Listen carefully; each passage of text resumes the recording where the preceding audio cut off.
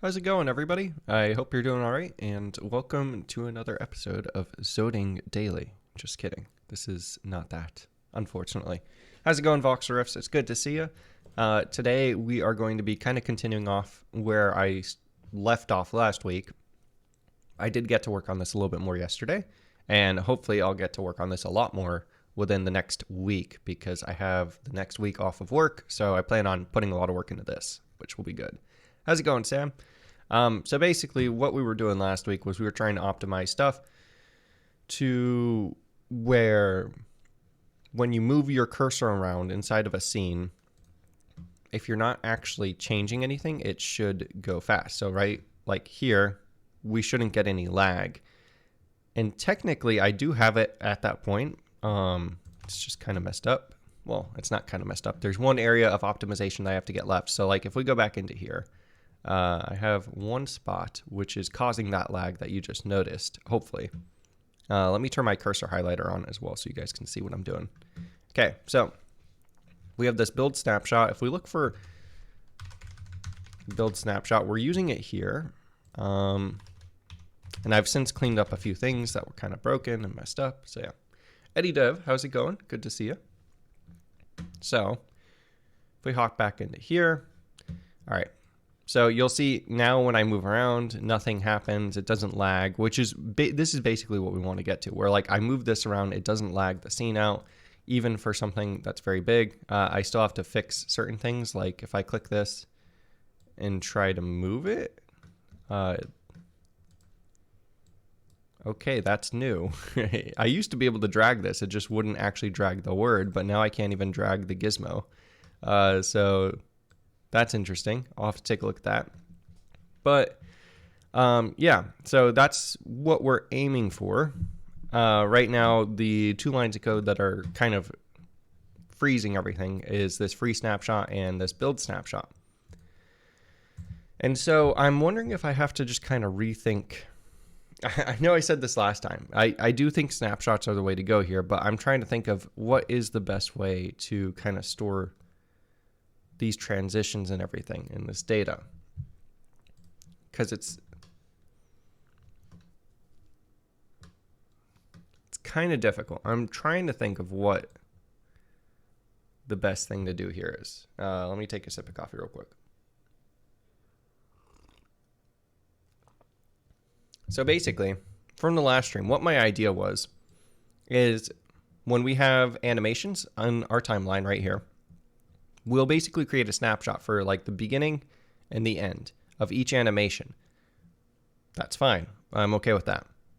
Then basically what happens is when we move the timeline cursor, right? Say I'm here, I go to the most recent snapshot, which would be this one, right? And we use that as the base, and we basically look, if I'm in between two animations, right? If I'm moving the cursor between here and here, that's not changing anything. And so these snapshots would help us see that, because we're like, okay, the cursor, we're not actually changing anything, so we don't have to update, right? Basically the whole point. And then it also makes certain things easier, like when I'm showing these gizmos and stuff. If we have like a move to animation right here, then I can show like where it's moving from and towards, all that stuff. So I do still like that idea. I think that's good. And it doesn't use up a lot of RAM. We can see here we're at 1.2 gigabytes, which is about what I was at before implementing this. So it's not like I'm using an enormous amount. But as you could see, the problem we have right now is building a snapshot is expensive, and freeing a snapshot. I kind of want to see what exactly is expensive about this. So let's go ahead and run this real quick, and I'm going to turn on the profiler. More guessy. Actually, okay. First, we should build in release mode, see if it still exists, and then we'll profile. Always the best thing to do.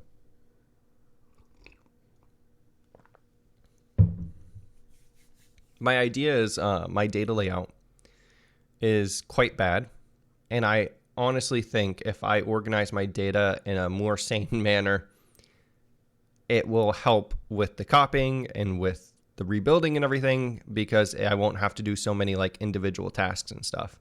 That is my hope. So we'll see. We're going to record and then we'll move around. Okay, that's interesting. So here, when I'm moving around, you can kind of see in the right, the CPU is going up a little bit, but it's not that bad. Okay, let's take a look at, and I'm actually going to narrow this down a little bit more. We'll take a look at this spike right here, and open details. We're going to pause execution too. Okay, here we go. So now we can actually take a look at this stuff. So let's take a look at this. Want to open the details up here. Okay, so we're going to look at the flame graph. This looks different from what I'm used to. No, call tree. Okay, this is what I'm used to. Cool. So this is kind of like which functions are getting called the most and what's hottest. And clearly, this is what I was expecting, right? Build snapshot is up here because that one is taking up 78% of our, actually 29% of the CPU time. So yeah, and it looks like NTDLL is taking up 99%, but I think that's just because it's calling into here. So, or no, 28% here too. Okay, yeah, so I'm kind of wondering if this is because we're calling into, it says the kernel and the UI. Okay, no, that makes sense, never mind. Ignore that. So we go into here.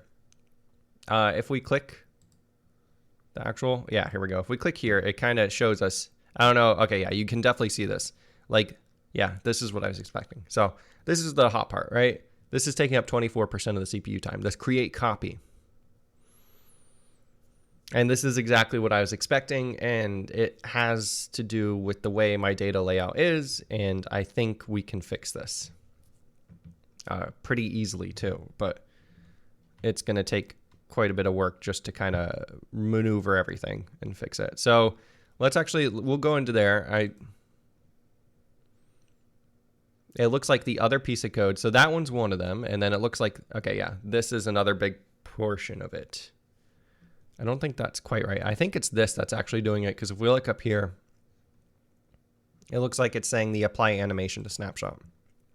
So if we jump into here, what does it look like? It's taking up the most time in here.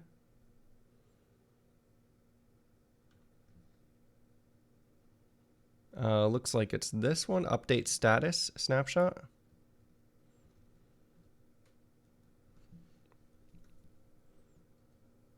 Okay.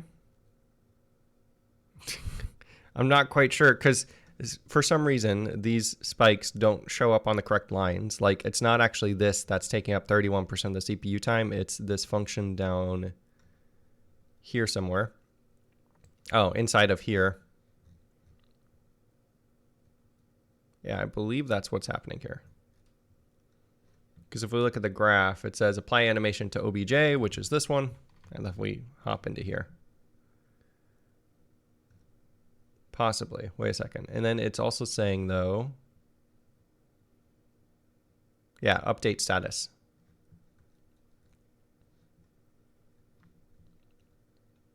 Which I'm looking for and don't see. It's kind of weird. Maybe if we hop into here? Is this? No, it's not going to let me. Okay. Anyways, though, it sucks not being able to do any programming.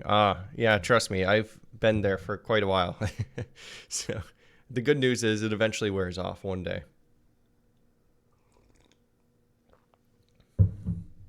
Why are you not able to program? Just because of life stuff?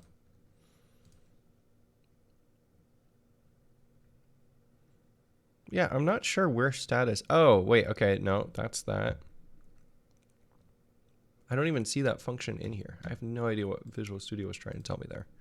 No, it's not burnout. Okay. Okay. That also sucks then if it's outside of your control. I'm going to look in here real quick. So this is the other function that's taking a lot. Create copy. And yeah, of course, this is the biggest offender is SVG copy, because SVG copy is very complex, makes a lot of small allocations, and it's just bad for performance overall. So we're going to focus on that stuff real quickly. And I kind of want to change the entire format of my data layout. As reference, let's just check something out real quick. It's a 50 chapter, 3 subject, 6-hour exam on Sunday. Oof. Yeah. That does not sound fun. Good luck. Okay, just for reference, I was watching Zoning Daily, and right in the middle of this video, he's looking at the Java class file spec. And he's looking at this, and he's basically talking about, you know, who would make this such a stupid decision to create their stuff like this? Clearly, it's not good to have like these variable length things, right? So the CP info you get based on the previous value that you parsed. And he was saying, wouldn't it be smart if you had the data laid out very simply? And the one thing I can think of which does this is the WAV header file. So if we look at WAV specification, this is a very great file format. I'm seeing if I can find the one that I used. Nope, not that one. Okay, yeah, this is basically it. This is a great format. So if you look at the WAV file format, you have a 4-byte, just a magic number, basically, that tells you what this is. So you get ref, which is like the identifier that tells you what file this is. You get 4 bytes, size of file, 4 bytes, which contains wave, 4 bytes, 4 bytes, 2 bytes, 2 bytes, 4 bytes, 4 bytes, 2 bytes, 2 bytes, 4 bytes, 4 bytes, variable length. Do you notice what this does not have? It does not have any variable length garbage in the middle of it. Why? Well, because if you keep it like this, and we go to here, let's see.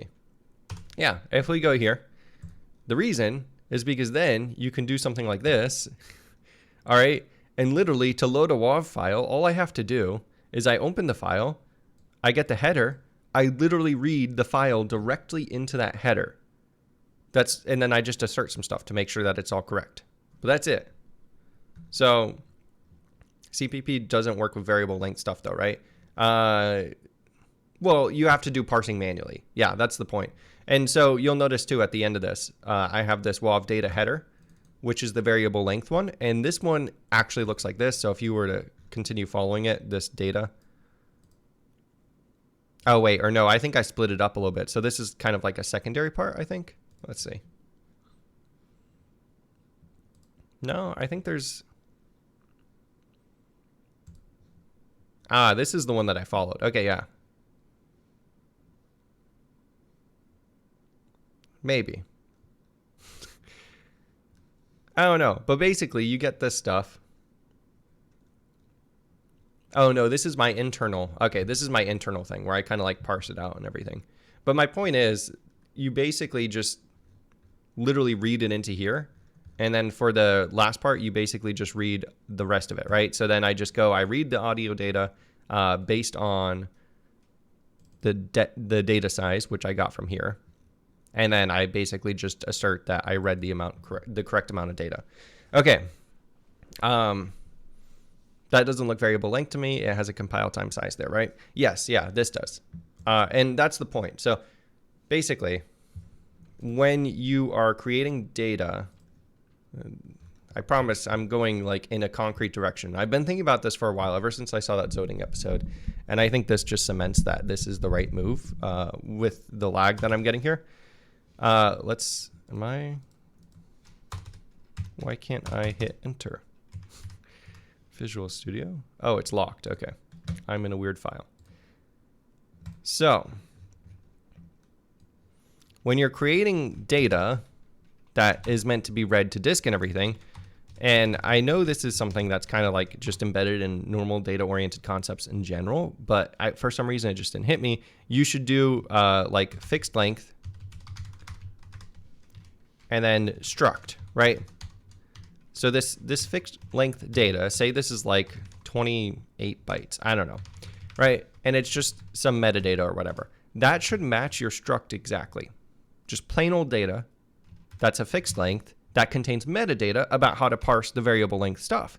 And then what you should do is you should separate it, right?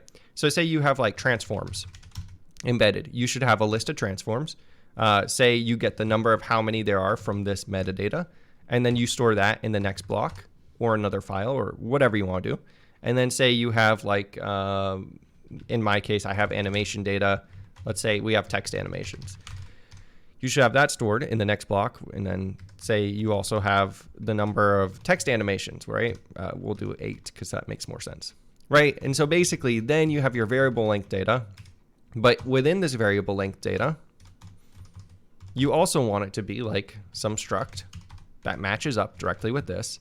And then if that has variable length stuff, like for text animations, we actually have variable length strings, right? And so for that, I would probably want to do something where I have like just a string table, and then we could just like parse out all the strings at once so that we can parse all the text animations and then string table or something, I don't know. And that would just map out to variable length data.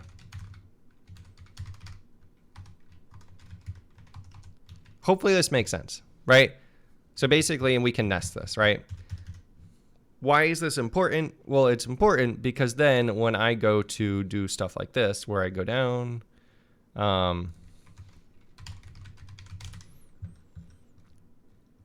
when I go to build a snapshot, I don't have to do this, go through, copy everything one by one. Instead, what I want to be able to do is to say like, hey, copy all starting animation objects is as simple as saying memcopy from, this is our destination animation objects, right? And then this is our source. And then this is our size of thing, right? I basically want it to be one big bulk operation because CPUs are much better at doing one big bulk operation than they are doing very many smaller allocations and stuff and operations like that. What I'm wondering though is this a good idea? I think it is, as we just saw from the metrics and stuff too, that we are getting throttled based on copying stuff. But my follow-up question is my whole kind of thinking flawed? Do I even need to copy this stuff, or is there a better way to do this?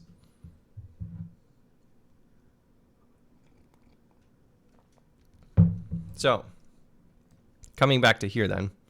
Oh, and you'll notice, yeah, once I hit in here, it starts lagging and this starts filling up with extra cache there. We'll go into that in just a second. So my thinking is, right, okay, so we find this is the closest snapshot, right? Right here. How do I basically say, like, if I'm in between here and nothing's changing, don't change any of the other snapshots is kind of what I'm getting at. Because right now what I do is I basically say, if we go back into here, right now what I basically do is I say, if you move the cursor at all, we basically just free the current snapshot and then we rebuild it. And what I'd like to do is I'd like to say, okay, if we've differed enough, like if there's changing data, then we rebuild it. Otherwise, if we're still the same, we shouldn't do anything. It's kind of what I'm getting at, I guess. And how do I do that? That's the question. Let's take a look at what a snapshot looks like again. We're going to go this direction first because it's easier, and I like taking the easier way, and then we'll diverge from there. So what does a snapshot look like? It's got the frame that the snapshot is on. So this is which frame this takes a snapshot of. It's got a vector of object states, vector of objects. This is not actually being used right now. I want to use it, but if I were to comment that out, nothing is going to break. This is where all the data really lives, and this is kind of just like an index into here. And then we have the camera position.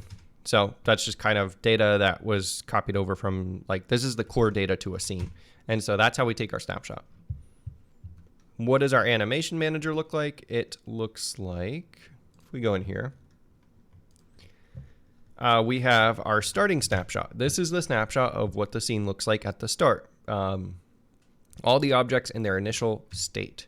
We have our current snapshot, which is supposed to be representative of wherever the timeline cursor is at the moment.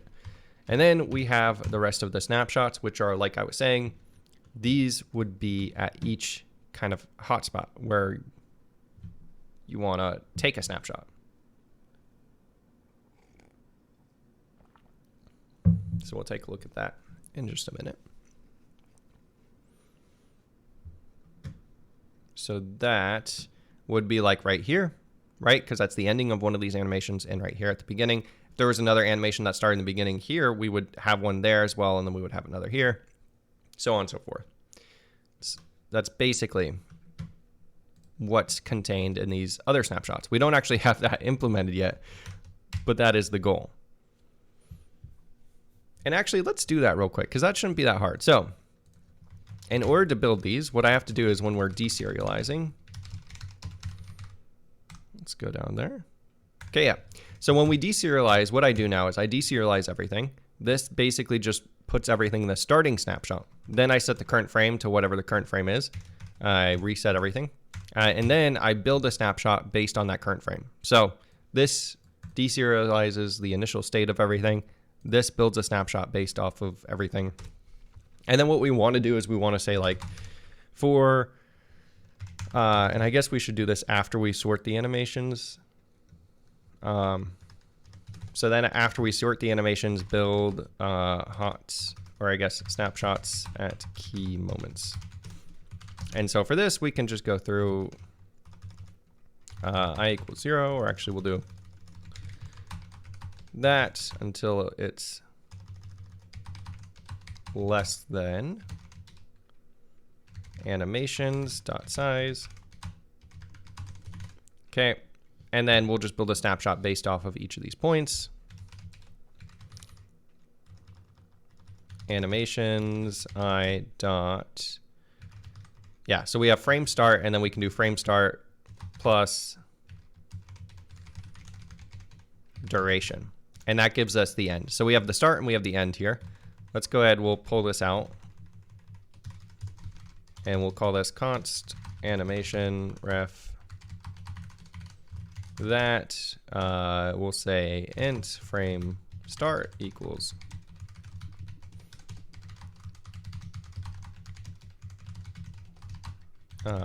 that plus that. Okay, so we have the frame start, we have the frame end, and then we want to build a snapshot at each of those points. So that should just be as simple as saying am snapshots dot pushback. And we should actually do in place back here because we're going to be building it in place. We'll do that, and then we will give it build snapshot. Give it that, and the frame is frame start. Yep, and we'll do the same thing. I guess we should, this doesn't make much sense. This is the animation start, and this is the animation end. That makes a little bit more sense, so let's call it that. Okay, so now by the time we're done here, we should have, let's just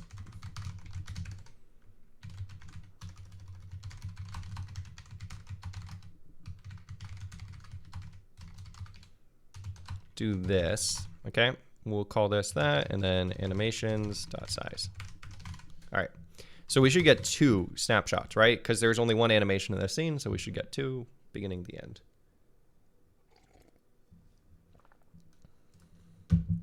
All right, and what do we get? No, we get 1 snapshot. That sounds impossible. Oh, I'm an idiot. I did the completely animations.size. No, we should be doing snapshots. Yeah, that makes more sense. Okay. So once again, we get 2 snapshots. We should, because that's how many we have in the scene. And indeed, we get 2. So if we take a look at that, that's 2.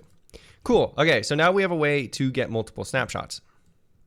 All right, that's kind of half of this easy goal. And we should have a snapshot here, and we should have a snapshot at the beginning. It's good. And if we remember from last stream, just to kind of refresh, what build snapshot does is it basically creates a snapshot that's empty, resets it to the state of the initial scene, and then it goes through and applies each animation up until the point that we want that snapshot to be at. Okay. So now what I want to do is where we build that. Okay, yeah. So in render, now what I want to do is I basically want to see if the closest snapshot changes.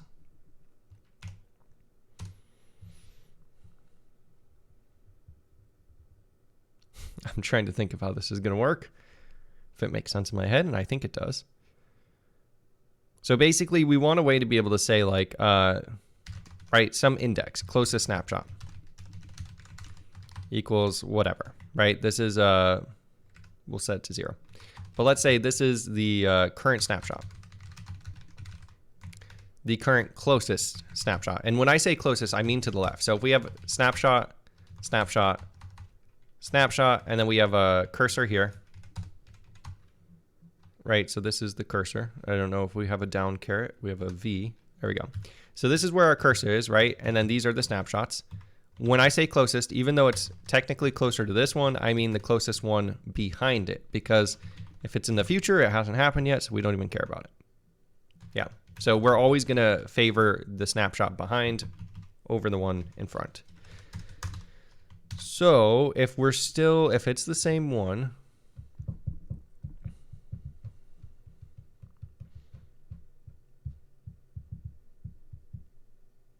actually, we should have like a previous snapshot. Just think about this a little bit more.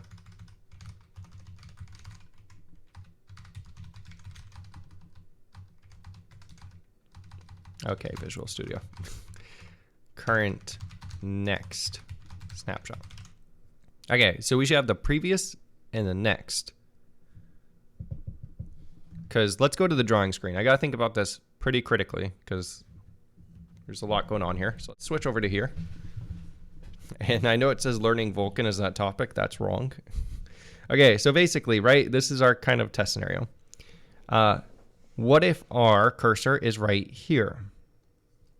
Right? We have a snapshot here, snapshot here, snapshot here. There's just one there. We have snapshot here and snapshot here. Okay, those are all of our snapshots according to the way we've coded it. Okay. This is getting very messy, but it doesn't matter. So let's say the cursor is right here. If we move the cursor from here to here, the closest snapshot won't have changed, right? It'll still be this one. That won't have changed. And so this is kind of like where it gets a little bit more complicated too. Because even if we didn't have this one, say we were looking at, yeah. So this snapshot is kind of like in the middle of this animation. And so if we reset the state of the objects to this, and then we apply this animation to this point, I feel like that might break some stuff. So this is why I'm kind of wondering if snapshot-based timeline is going to work for our use case.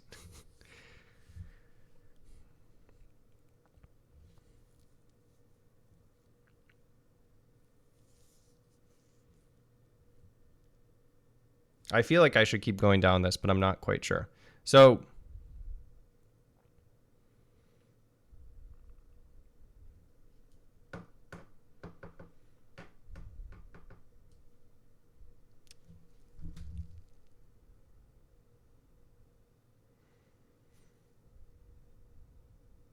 maybe what we should do, pivoting again, is we should have like keep track. So let's say this is our previous cursor position, and then this is our next one. Like say you clicked from here to here. And so our delta looks like this. Maybe what we should do is we should basically say, okay, if our previous,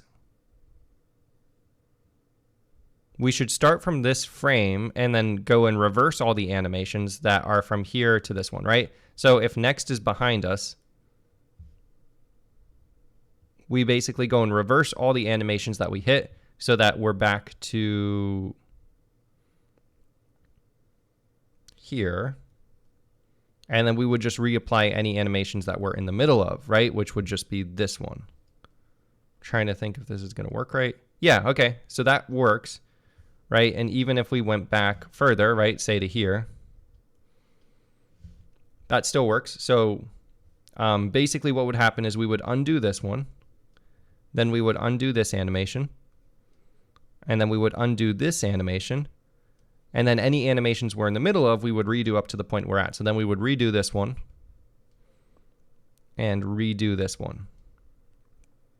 And that should maintain the state of the objects in the correct places. Yeah, I think this is probably a much better idea. It looks messier, but I'm beginning to think this is probably going to work way better than the snapshots. Then we don't have to copy anything too, which is much better.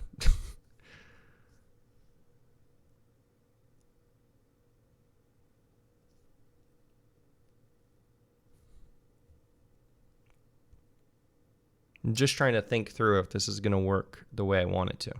I think it is. Okay. So not everything has been in vain, though. We're still going to use some of these snapshot-based things for other stuff. I think it's still useful to have snapshots at different points in the scene so that I don't have to traverse the entire scene and maybe even split the scene up into snapshots. If it gets over a certain length and like number of objects and everything, that way I'm only ever working with a finite number of objects. Small. Well, it's always going to be finite, but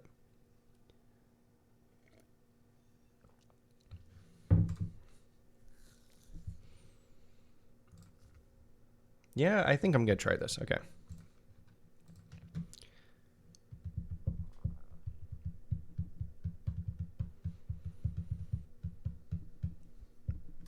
Just thinking through this a little bit more. I think this is probably our best option.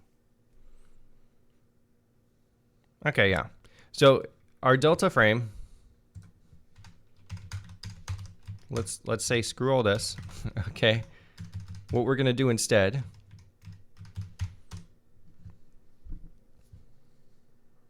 is we're going to go through each snapshot. Yeah, okay. Let's instead what we're going to do is we're going to say apply delta frame to our manager. Don't know if I need this. We'll see. And then that will also do this. Okay. So let's just get rid of that. Let's go back up here.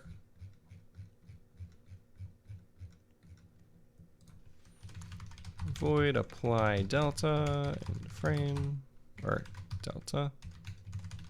And I think I had this before.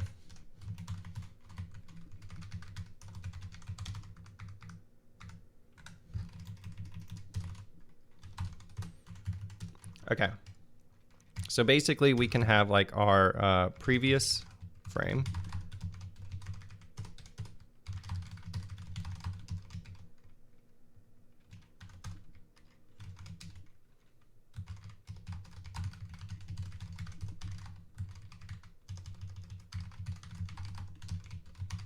Okay. Right, so we basically do this. We have our previous, we have our next. Now we want to loop through. We're going to do this in a dumb way for now, and then we can change this in the future if we want.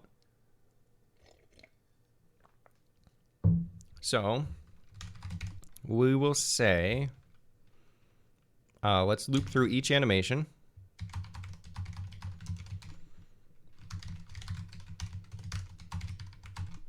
Yeah, I don't know. This is what my original thought was too. I don't know where the snapshot idea came from. That came from someplace from stream last time, and I don't think it was a good call. So don't know why I pivoted like that. I think this is a much better idea. Okay, anyways. I think it can still be useful for different scenarios, but not for what I was thinking. Okay, so we have our animations, right? We're going to loop through. We're going to see where our previous frame was. So if, and the animations too, I should note, are sorted by start. So we have them like whichever Yeah, I think it's, let's look at sort animations. Yeah, let's take a look at that. So we sort them, compare. What does that look like? Okay, yeah. So if they start on the same frame, then we go and we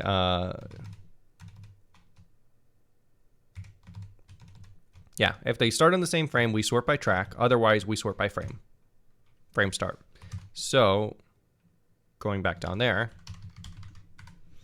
what that means is if we're going through this forwards, we could do like a binary search if we want to, all that stuff. I don't care about that right now. This just means that if we say anim equals am animations I, this frame start is guaranteed to be the first frame kind of here, I guess. So I guess what we're going to look for is the first animation that's greater than this one. So if that is greater than previous frame,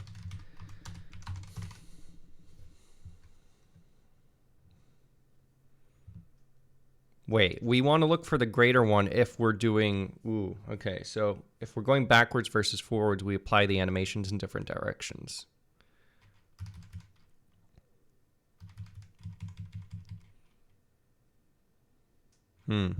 Just remembered what happened to the 6502 emulator.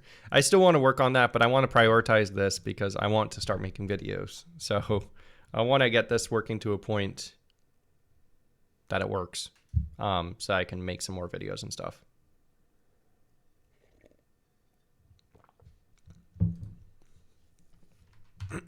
I still think that sounds like a fun project and stuff though, and I definitely want to work on it a little bit more one day in the future. Okay, let's simplify assumptions. Assume new frame is less than previous frame. We're gonna do that for now. So we're looking for the first animation where the frame start is greater than our previous frame. If we get there, we want to start going backwards, right? So, and I spelled assume wrong. Let's say size t frame to start from, or I guess equals, well, see, I don't want to use size t because I want to be able to use -1, but this is a unsigned long. So this is a uint64. We're going to call this an int then. That's fine. So if we hit this, we'll say anim index to start from equals I, and we'll cast it. And we'll also break. If anim index to start from equals -1, we can return. No change necessary. Yeah. So basically, if there is no animation that we're in between right now, is this right? Just making sure. No, this isn't necessarily right. Ooh, okay.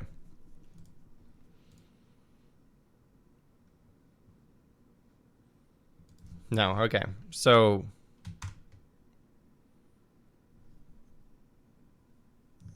let's go back to the drawing real quick so I can think this through. Right? Okay, so say this is previous right here. We're looping through each animation, so it would be going here, then here, here, and then here. And what we're looking for is the first animation that's greater than it, right? If we don't run into any, then that means that there is no animation ahead of this one. And so I guess that just means we want to start from the last one, right? So we want to start with this one and then go backwards.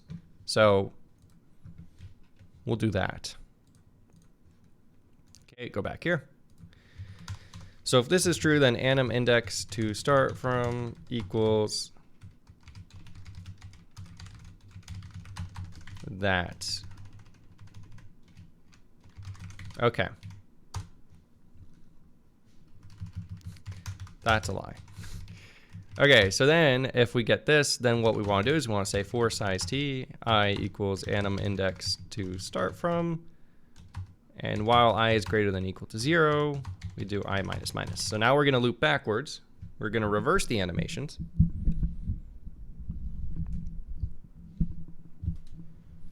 So if, first of all, let's get the animation.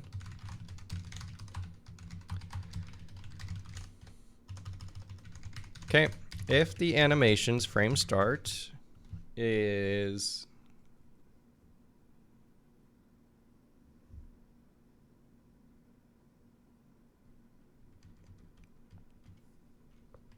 first of all, whoops, that's not what I want to do. Let's get the beginning of the and the ending of the animation. So frame start or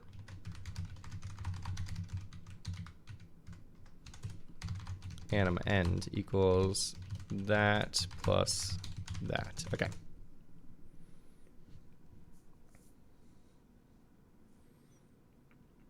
Okay, so if the animation is between, and we have previous and we have next, right? So int previous and we have next. These are kind of like, or I guess in new. Where we've been, where we're going. If these intersect, if that intersects with this, we want to reverse the animation. Yes, I think that's right. Okay, so if these intersect, we want to reverse it. How do we know if two numbers on a number line are intersecting? This should be intuitive for me, but it's not because my brain is all muddled, I guess. So we can tell this if we have our start. Yeah, if our start is less than or equal to our new frame, and our start, wait, is this true? No. I'm already getting this wrong. I think we want to start with, okay, if new frame is greater than or equal to anim start,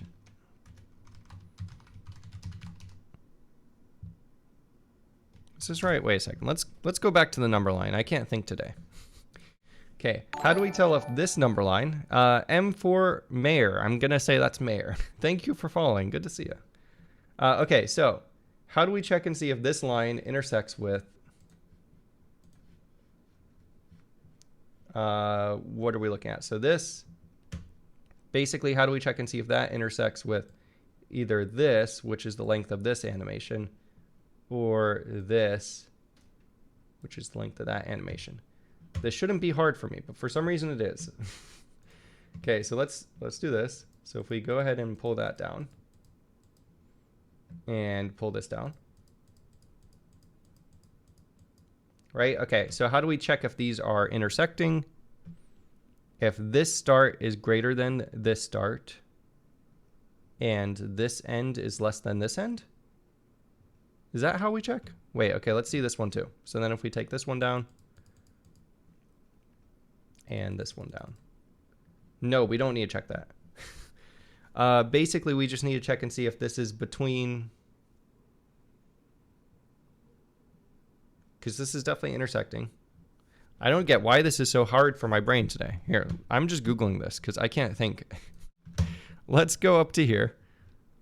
Check if two segments are intersecting.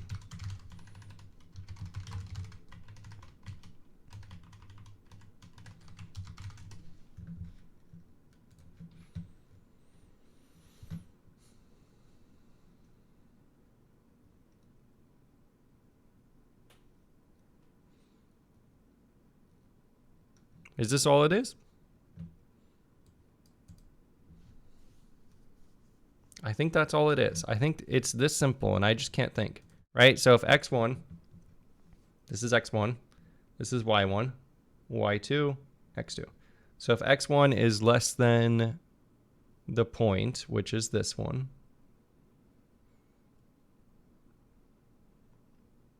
yeah, I guess what we could do is we could just check and see. Wait, never mind. Okay, wait. So if x1 is less than y2, so if this is less than this, which is true, and y1 is less than x2, and this is less than this. Okay, yeah, that's true. Okay. This was way simpler than I just made this whole process. This should have been very easy for me to figure out, but for some reason I couldn't. So, bool intersecting equals the new frame is less than or equal to anim start, and anim end is less than or equal to previous frame. Okay, that's it. This should not have been that hard for me to figure out, but it was. Okay, so if they're intersecting, then we would like to reverse the animation. So we'll basically go and say anim.apply, and we want to apply it to the snapshot, which is our current snapshot, which really doesn't matter, but we're doing that anyways. Okay, looks like we do need that. Okay, and to reverse it, we just apply 0, and that should reverse it. So let's do that.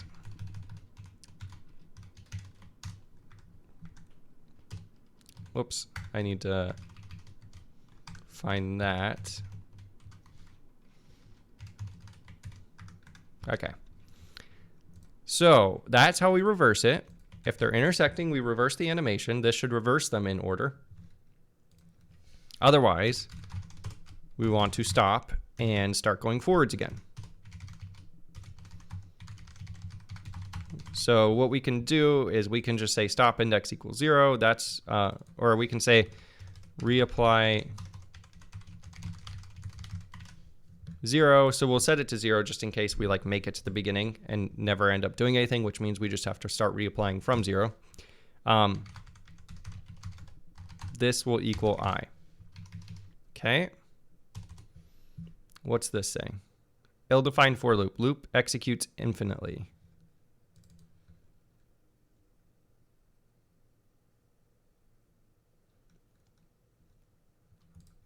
There's a bug in this. If the size is 0, this will be -1, and then this will go forever.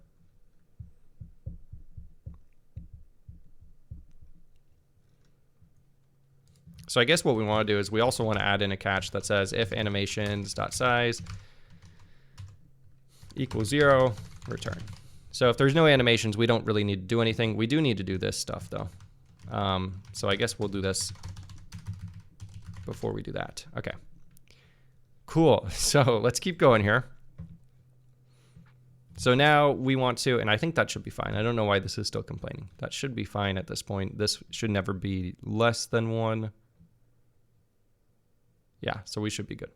Oh, but this is a size t. I see now. Okay, this should be an int because size t is unsigned. So this would never be true. Visual Studio helping out here. Okay, there we go. We want this to be an integer. That makes sense. Okay. Anyways, let's go back here. So then what we do afterwards is we say for size t, I equals, and I guess we could just make these integers since it doesn't really matter. I mean, it does, but it doesn't.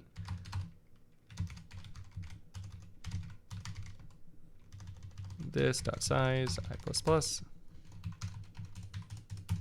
Okay, and let's go ahead. This will be that. That, just so that our types are correct. Okay, so then what we'll do is we'll just reapply the animations in order. I think this is all we need to do at this point.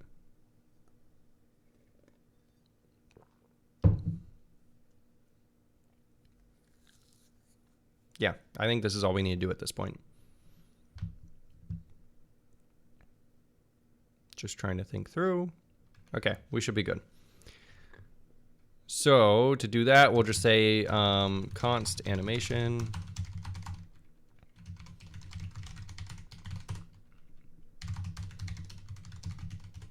If that's greater than or equal to our new frame. And then for this, we want to apply the correct t value, which I have in build snapshot. This is basically what we're doing now.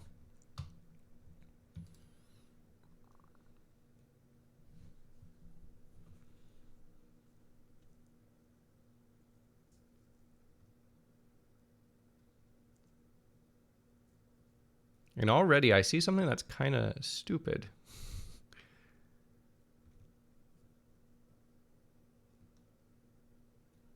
Why is this like that? Sorry. That was a needless double loop, which is quite expensive. I don't know why I had that. So I was looping through each object and then doing this again and again for no reason. Gabe is back with new big haircut. Coding ability must be enhanced from that alone. Hopefully, we'll see. Good to see you, S Woods. Okay, so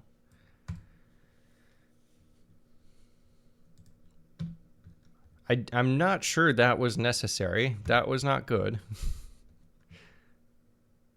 Yeah, basically we just need to go through each animation, apply the animation, and then we go through and update the objects. Okay.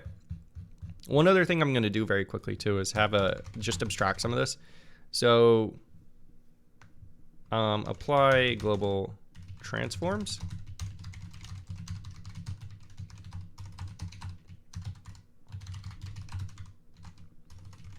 We want to abstract this bit into its own function. Apply delta. That way we can reuse it down here.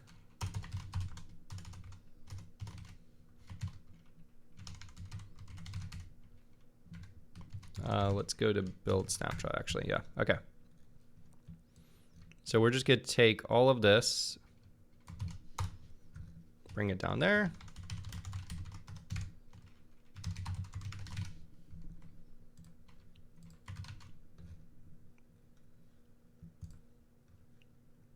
And we should probably just give it a snapshot because that's better. So we'll say snapshot. And then we'll just do that. And then I'm just going to make sure that this is all correct. Okay, why is this not like this? Okay, so this can't be const. We're changing it, which makes sense. So do that. Okay, so this should apply everything in order. Okay, so we get all the root objects in the tree. It's fine. And then for each root object, we basically go and set its, so we update its global transform, which basically just sets the global position to whatever it is at the start, all that stuff. And then sets its matrices and everything. Then we basically go and add its children, and we recursively update its children. And that should eventually, if we go back down here actually, should eventually apply the position and then apply the transform to the child, and that should all propagate. Okay, so that's good. I like that.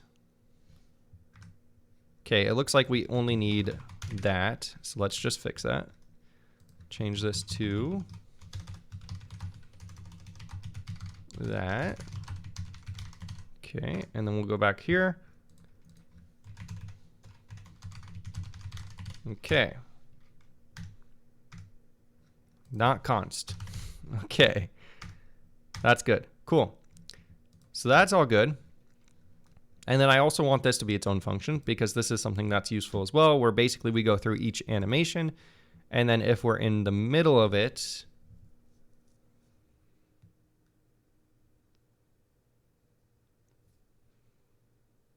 we apply it, but I'm not sure if I want to do it this way. We'll parameterize this a little bit. So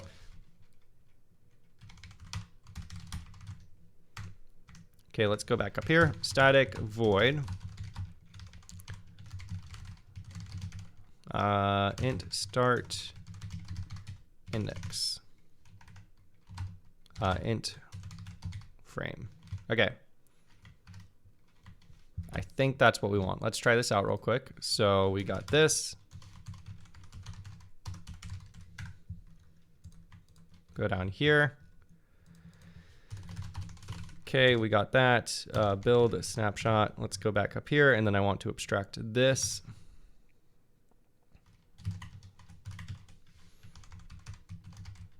And this would be from 0 to frame. Which frame are we going to? We're going to absolute frame, whatever that is.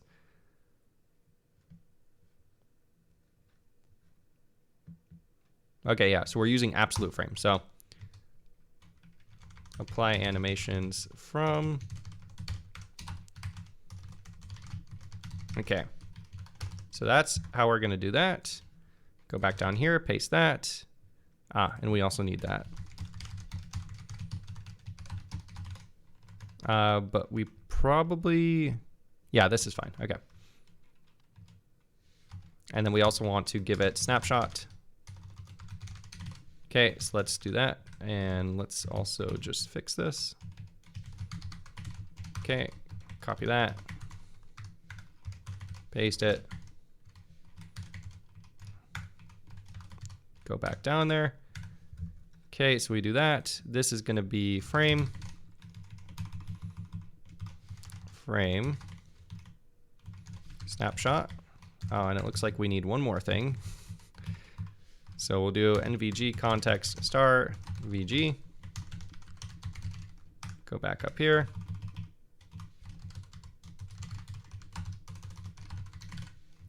Okay, and that should be all. Okay, so we're good here.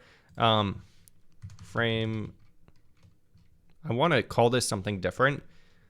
Let's call this current frame, just to make it more clear like what we're doing in here. Okay, so that goes up to that. Okay, that goes up to that. Cool, so now we can go apply animations from.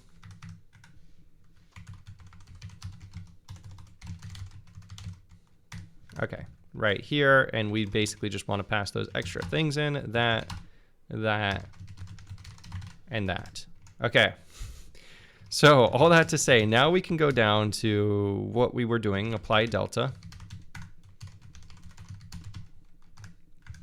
All right, and then down here, we can just do this. So we apply from, let's see, what's our snapshot? It's AM current snapshot. Okay, and we're applying them from this to this. Okay, and that should do what I think I want it to do. Let's just review real quick in just a second.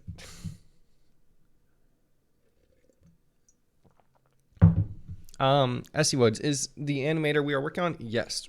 I'm getting recommended old Games with Gabe videos, so the channel keeps going even though the newer content is on hold. Yeah, there's a slow trickle. I think I'm up to 45,000 subscribers somehow.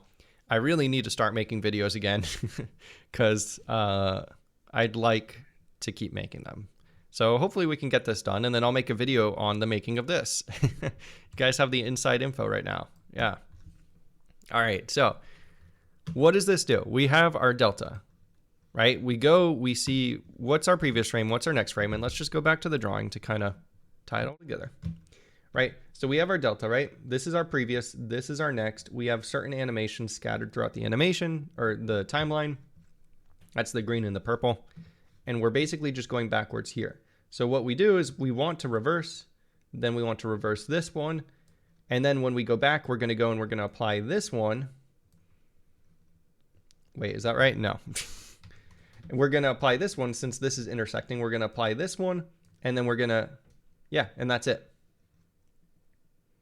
Okay, yeah. And that's basically what's going to happen. So we just go, we reverse the animations, then we reapply in the order that we came from. And that's what the code should be doing. So if we go through this, we basically go, we start from, we don't know where we're going to start from. We loop through all the animations. I can make this simpler too. Let's just initialize that to that.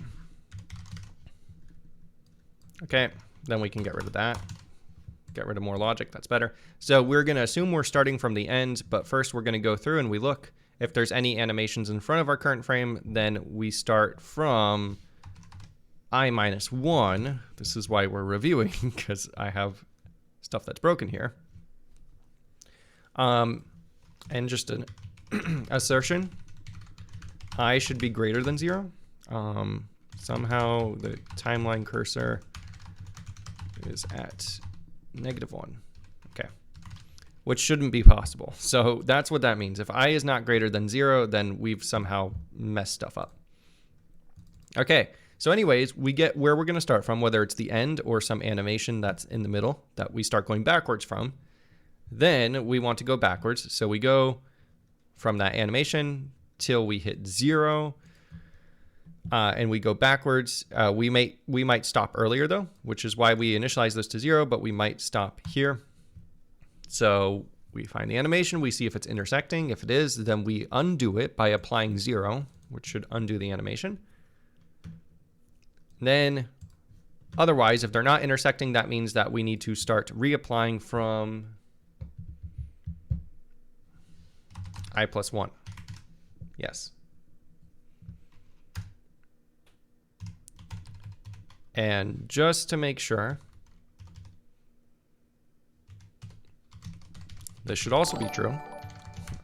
So I should be less than somehow we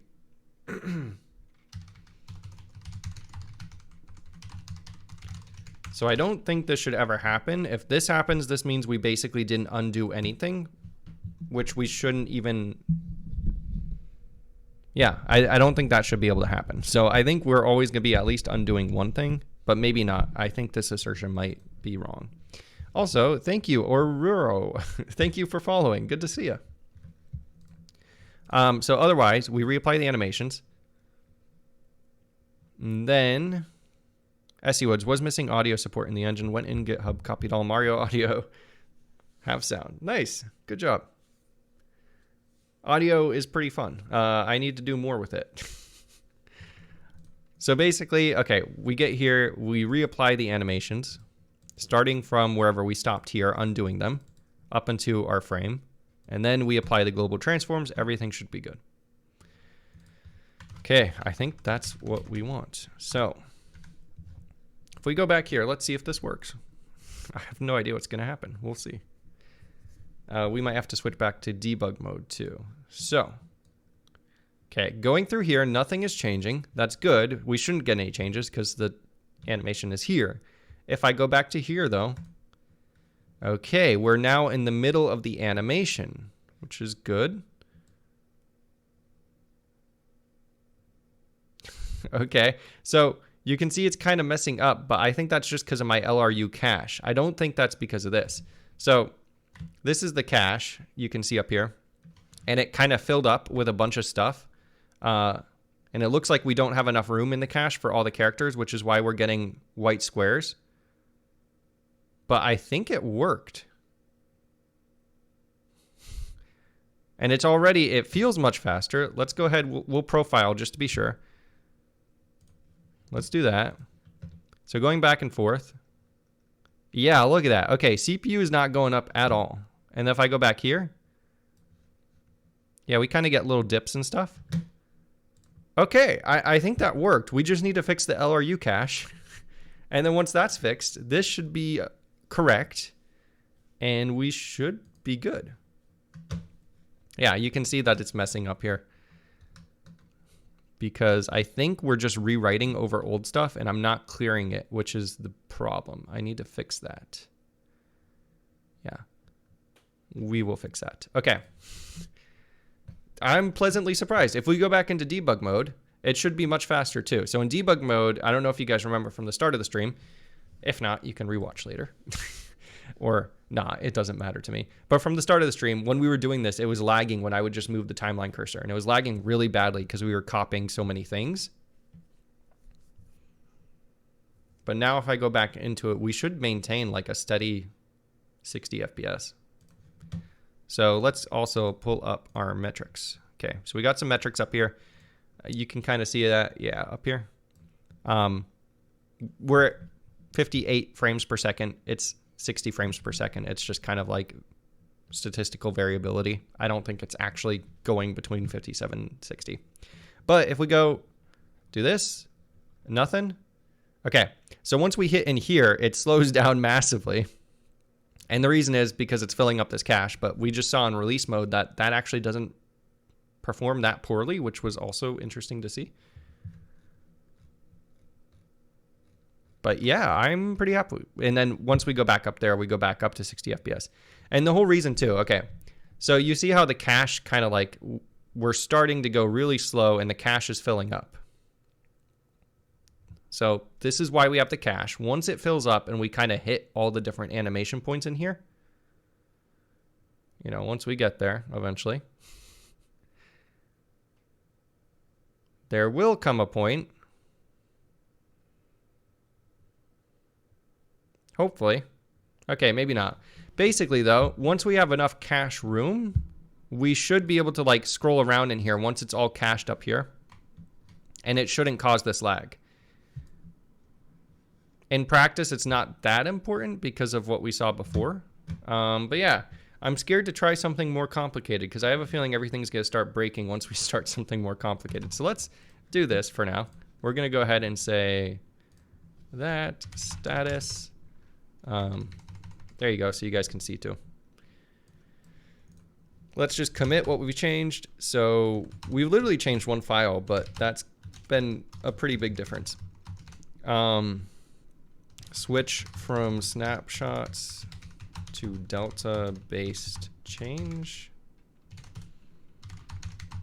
which is what it should have been from the beginning. I don't know why I got it in my head that snapshots would be better. Okay, so anyways, we've got that. Red Candy Eater. Hi, what does LRU stand for? Least recently used. Good question. And good to see you too. Red Candy Eater. I wonder what red candy you enjoy. You'll have to let us know.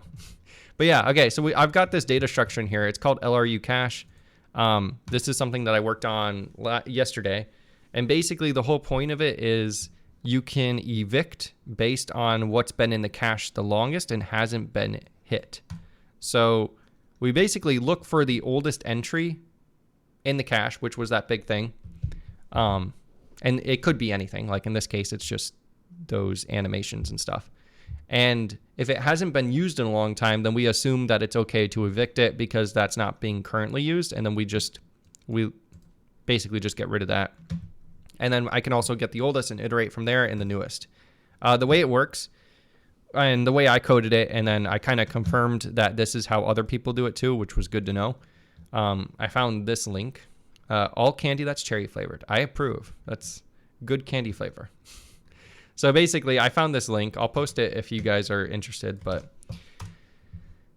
it looks like Twitch doesn't like that URL. Basically, though, they say that they use a doubly linked list and a hash map, which is exactly how I always think I would implement it as well. So you basically have a doubly linked list. This is kind of like your cache entries. And then you have the hash map so that you get constant indexing, but you also get the ability to iterate from most recently or least recently used and to reinsert things without changing stuff.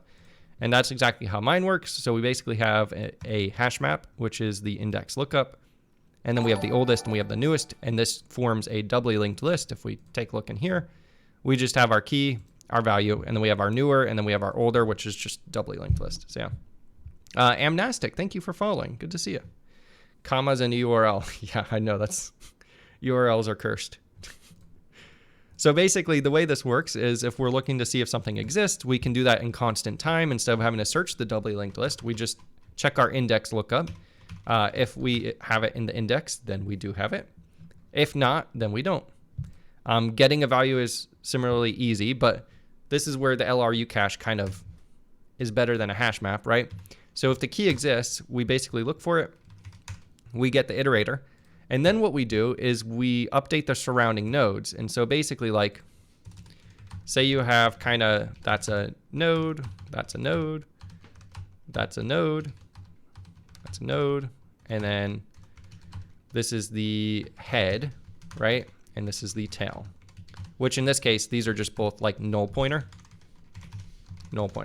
right? So that kind of signifies the beginning and the end. This is the oldest down here. So oldest to newest And then what happens is, say I get this entry in the cache. What I do is I basically reassign it so that now he's pointing to him and he is pointing to him backwards, because technically this is doubly linked. So we have pointers going both directions, except for null pointer. Those don't really go in directions. So I guess this is what it looks like, really, right? And so then what I do is I reassign his pointers. He's now pointing to him. He's now pointing to him. And then I can just take him out, right? It's the same. And I move him here. And I reassign his pointer to point to nothing there and then point there. And we've now just moved him, but we didn't actually have to move any memory. We just reassigned a couple pointers. And he's now at the head of the list, so he's now the newest entry. And that's what this is doing. We update the surrounding nodes. We set the newest if he is the newest. We also set the oldest if he's the oldest. And then we just, we set him to the newest because he is going to be. And then otherwise, if he didn't exist, we return a null option. That's that. Insert. What do I do for insert? Insert just puts it at the newest entry. So it's actually pretty simple. Yeah, so we just create a new entry. We reassign pointers. And then we just set it. And then evict basically just goes, looks for it, finds it, and then reassigns pointers as necessary. And then we just erase it from the map. So, yeah. SE Woods, do you know the engine only takes OGG format? It didn't take WAV, but I could just convert WAV to OGG in online converter, so it was no problem. I do know that, and actually WAV files, which we discussed just very shortly before you joined, I think, are actually really simple file formats. And so if you want, you can parse it yourself pretty easily. If you go here, I'll paste this link as well. Yeah, so this is the WAV file format. It's really simple, and you can actually process it really easily. But yeah, thank you, okay, I'm going to say your name wrong. I'm sorry, Feljo Shwana. Sorry for the horrible pronunciation, but thank you for subscribing with Prime and for following. Good to see you. And Tinspin, just testing something. Oh, URLs. Is it okay to ask off-topic questions? Yeah, that's fine. I don't care what the questions are and stuff. We're just kind of programming and then talking, I guess. Or I'm talking, but you guys are talking too through text. It's all the same. Okay.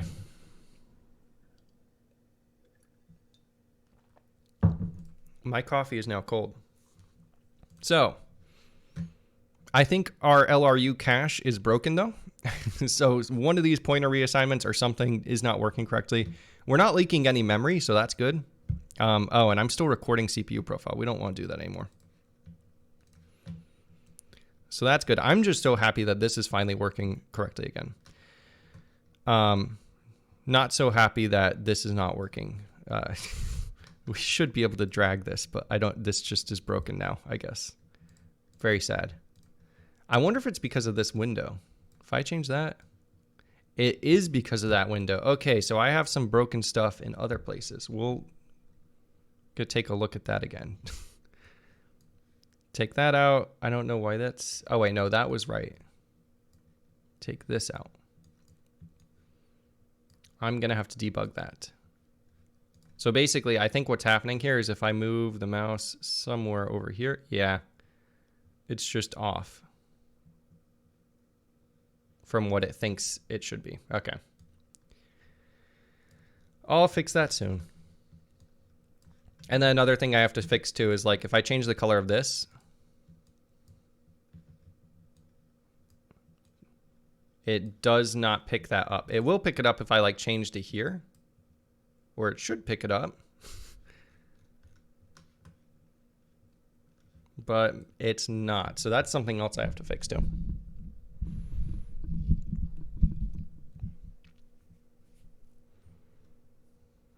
No, I don't curse every time I leave stream. So you're good, SE Woods. Okay, so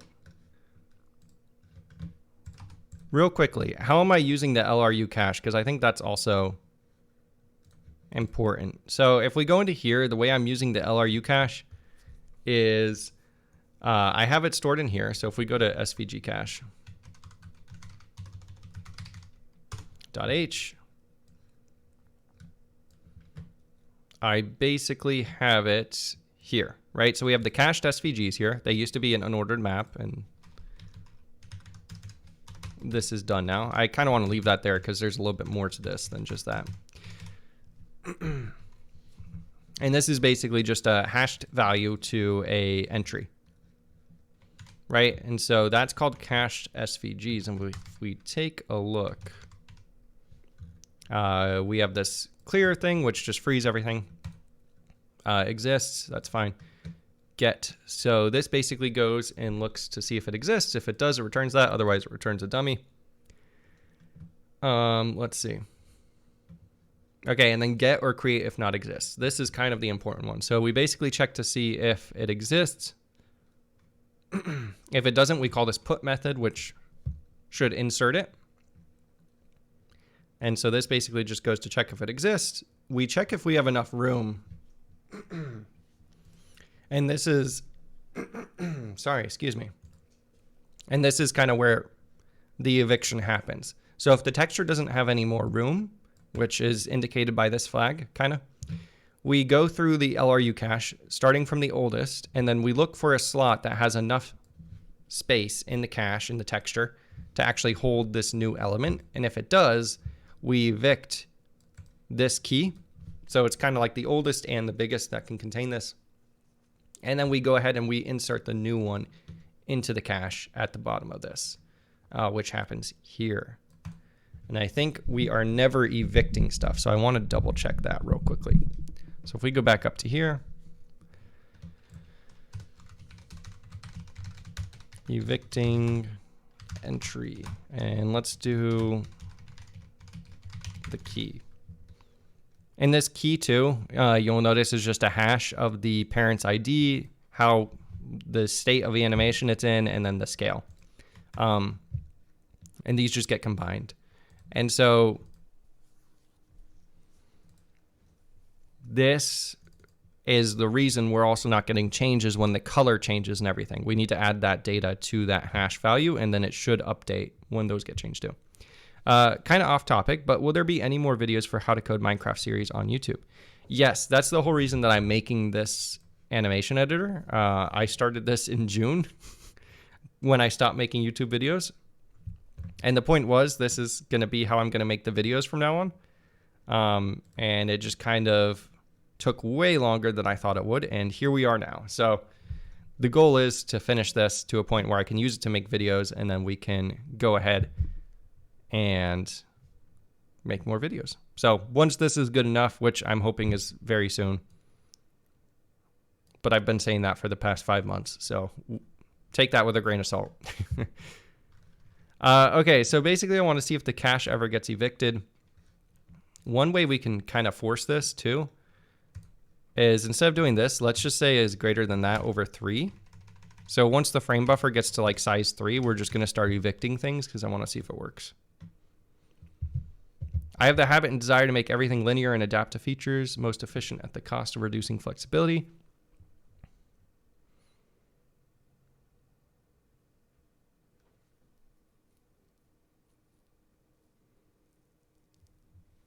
Okay, so sorry, I was just reading your comment, Red Candy Eater. So basically, it sounds to me like you said, okay, I like your approach. It sounds to me like you're saying you like to code the smallest solution possible and then add complexity as necessary. But your teachers, and you code in C style. Okay, yeah. But your teachers prefer to add a bunch of OOP nonsense and everything. I also had the same. It's worth exploring, okay? So first of all, I think OOP is useful. I'm using it here, actually. If we look at my LRU cache. This is generics and OOP and everything, and I'm okay with it. I think it's everything. They want setters and getters. Okay, yeah, that's ridiculous. So that is ridiculous. If you want a good idea of what a API that hides its internal data is, I present to you GILFW. Nobody knows what the internal data is, but the API is reasonable. You don't have getters and setters for everything. You do have getters and setters, but it's not crazy, right? This is C too. So, you know, this is the equivalent of like C object oriented, or I guess it's just C data encapsulation. You don't need object orientation to provide data encapsulation. They did it in C. And I love their API because, like, if we take a look at the window guide, you just get this opaque pointer. You don't know what's inside the pointer. You just get the pointer. And then if you want to get stuff, bits of information, you use getters and setters, right? But I can't quite place my finger on why I like this so much better. It's because they're providing like exactly which data you want. And I don't know. It depends on what you're trying to do.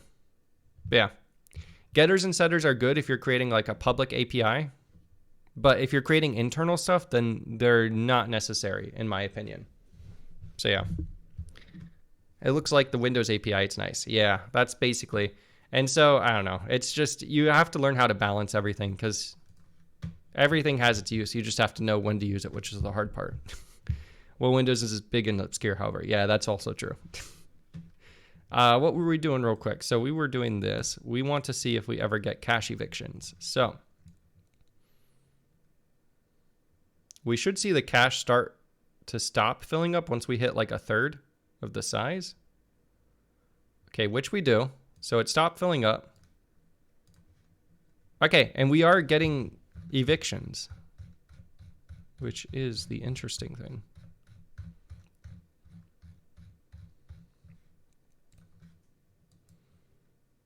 Okay, so it is evicting stuff, but then I'm getting these white squares, and that does not look right to me.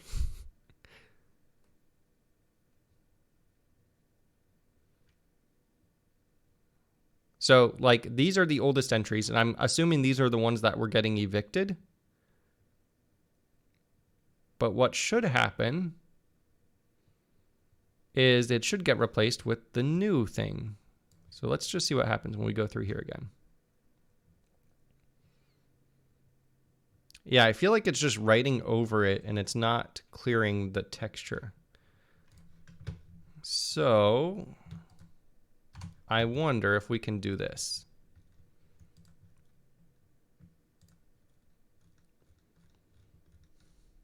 Okay, so we have this render create animation. Right before we do that, and if we actually go into here, this goes ahead, calls this.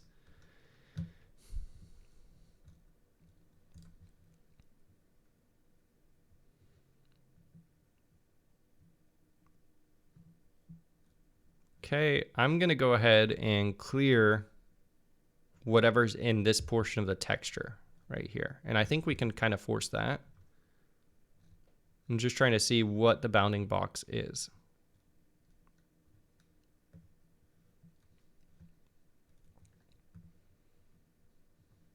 Okay, I think the range is this, possibly. Well, I guess we could just use the texture offset and then... Okay, yeah, I can just use this. Okay, so sorry, I'm being super unclear here.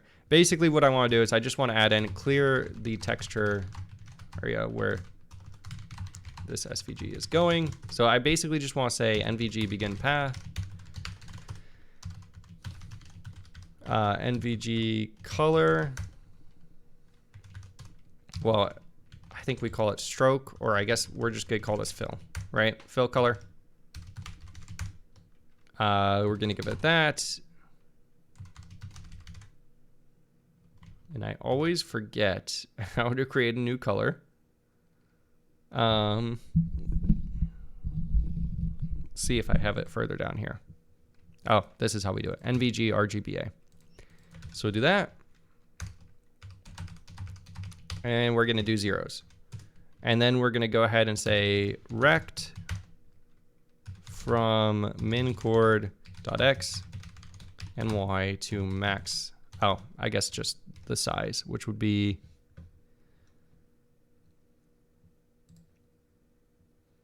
that and that. Okay. And then MVG fill.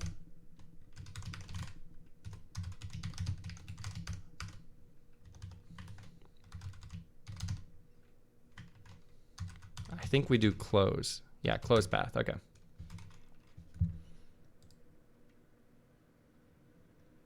Okay, that was weird. Visual Studio just completely froze up my entire computer. That was very weird.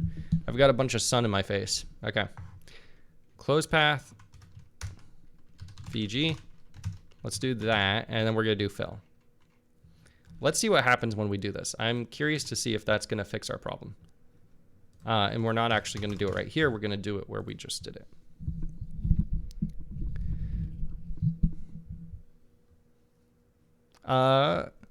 That's cool. I've learned a lot from your game engine series already. Oh, thank you. I'm not sure what I should call you. Feljo Schwana. I'm going to go with that, but if you have something else, just let me know.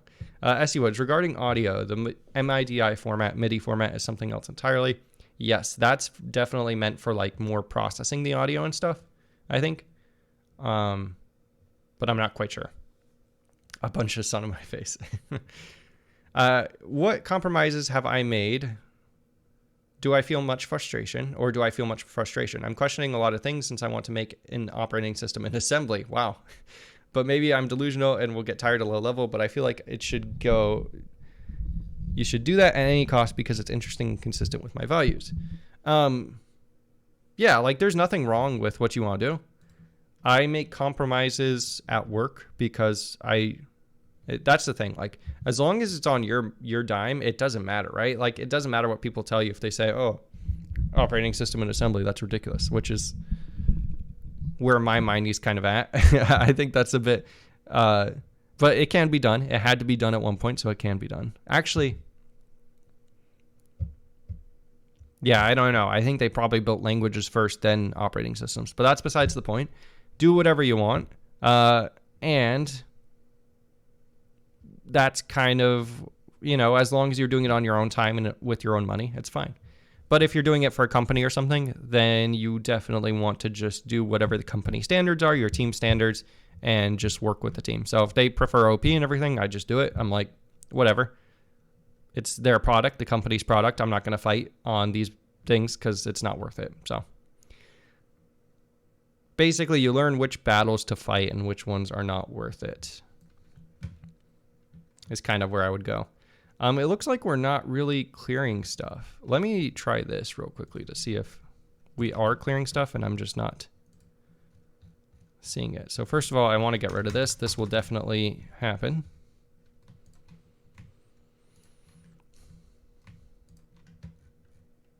Okay, let's set this to red and see what happens there.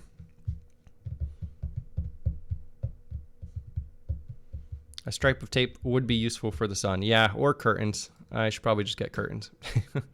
Okay, so that's definitely clearing behind the SVGs. That's good to see. And I can call you Joshua. Okay, that sounds good. So we've got red backgrounds.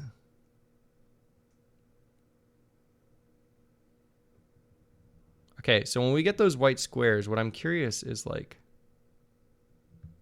okay, I think that's what's happening. Yeah, so you see how that S is kind of over this H? I feel like what's happened here is we've evicted whatever was behind this, put an S in here, but for some reason, I'm still trying to use the H that was there, which is no longer there. So it seems to me like I'm not actually evicting the old one if it still thinks there's an H there. Let's go back over to here. Okay, so when we evict, we check if the key exists. If it does, we evict it, all this stuff. And then we erase it from our index. And we erase the entry itself. Weird, huh? Oh, I wonder if I have to well, no, when I reinsert it, it should use a new key.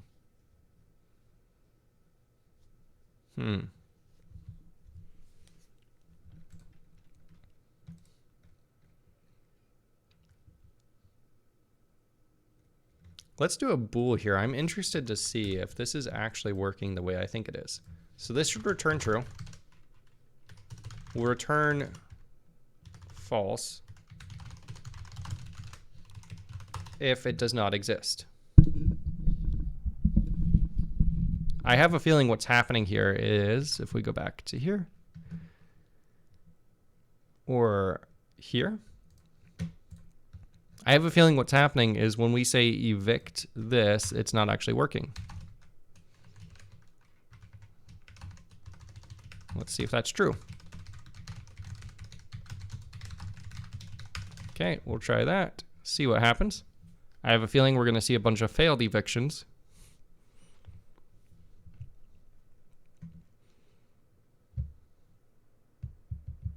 Okay. So we go through, and then we're going to start reusing in just a second. Okay, I think that's where we should have started reusing things. Okay, so eviction failed. That's interesting.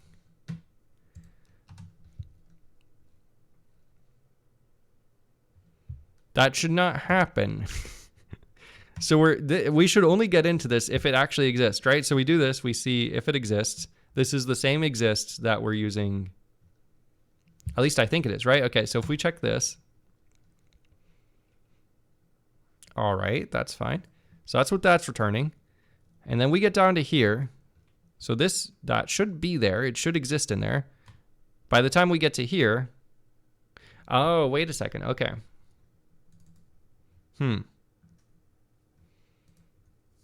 This is when we're looking for the oldest one. That's interesting. This should always exist as well.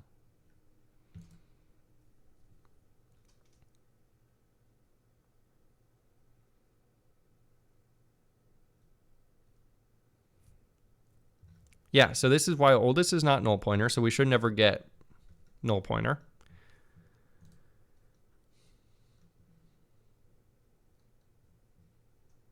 Yeah, we just kind of loop through that. This is really weird. We should never get this. So what that tells me is for some reason, this key, whatever it is, what is this key? Let's, how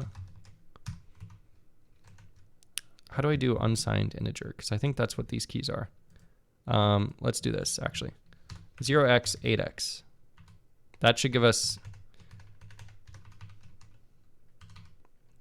hexadecimal. Yeah, I think that's what I want. Okay, so we'll do that, and we're gonna say oldest key.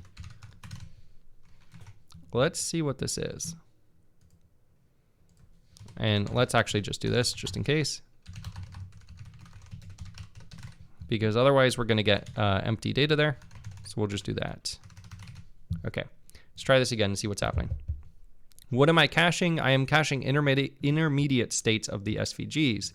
So I'm caching these SVGs themselves. You can see that we have like this square, and that's because we're caching the individual objects. And the reason we need to do that is because once we go into different states like this, you can see where they're like half created.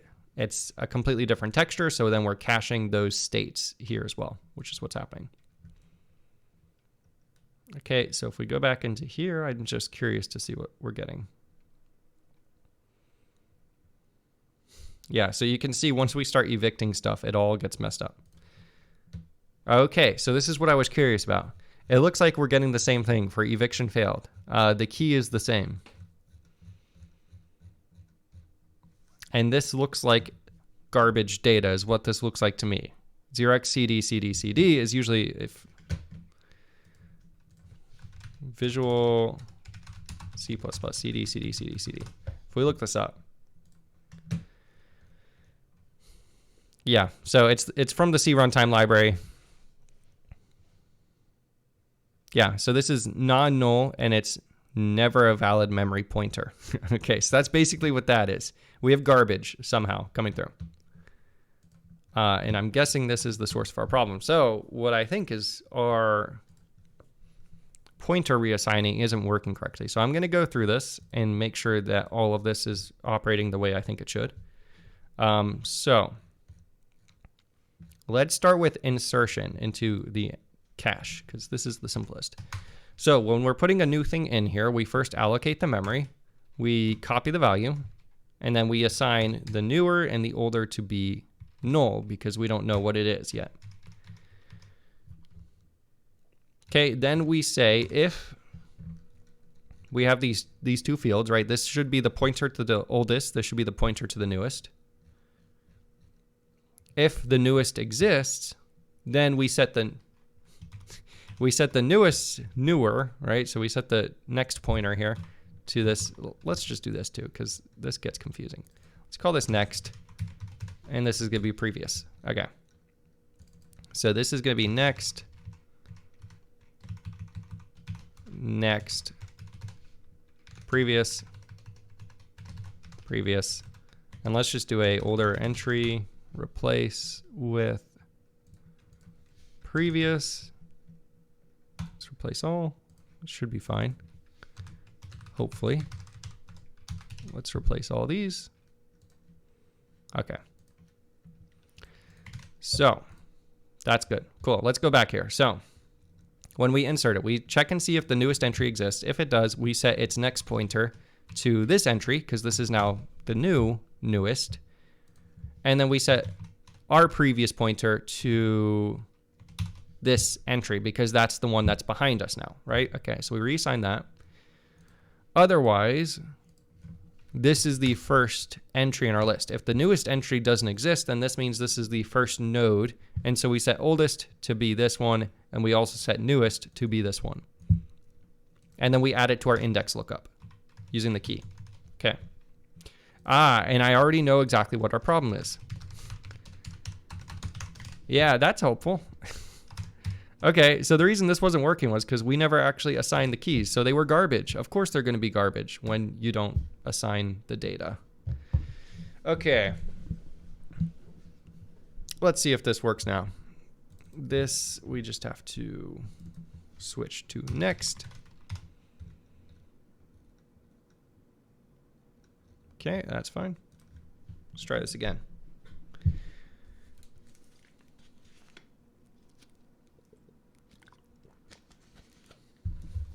So when we move our cursor around, we should get no failed evictions.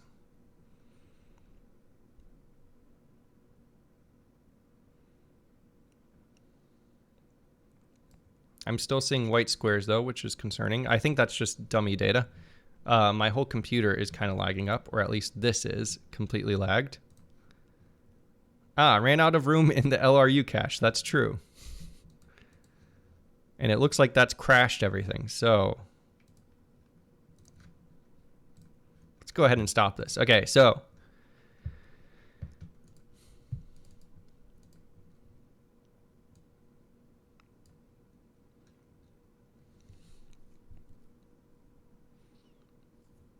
that's interesting. So, okay, I assume this means that we're actually failing to evict things now, which is good.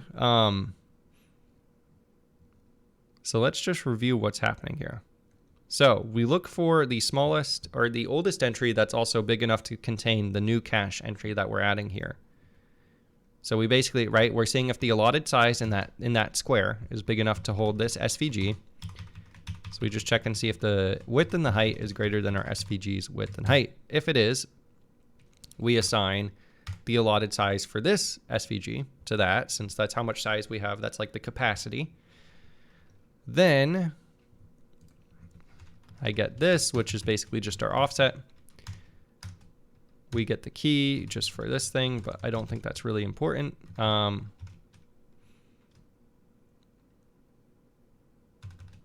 Well, let's do this. We'll make this an error if this happens, just so that we still know about this. Okay, and this will be oldest key. Okay, so if that happens, we know. Okay, so anyways, we evict it. Then we break out of the loop, which should break us out to here. Then we basically check to see if we actually found something. If we didn't, we display a message that we ran out of room in our cache. We couldn't find any slots that would fit it. Otherwise, we continue on down here. We render the animation, all this stuff. And then down here, we insert the new entry. So this should insert this res, which should take that and all that stuff. Okay, so all that data, that should be fine. And then we just insert it at the hash value. Okay. This seems fine to me. I don't know why it just crashed when I tried to do that. Let's go with our dummy texture, because I think that's probably where it was like dying. Let's go back in here. If I look in here, I have this dummy texture,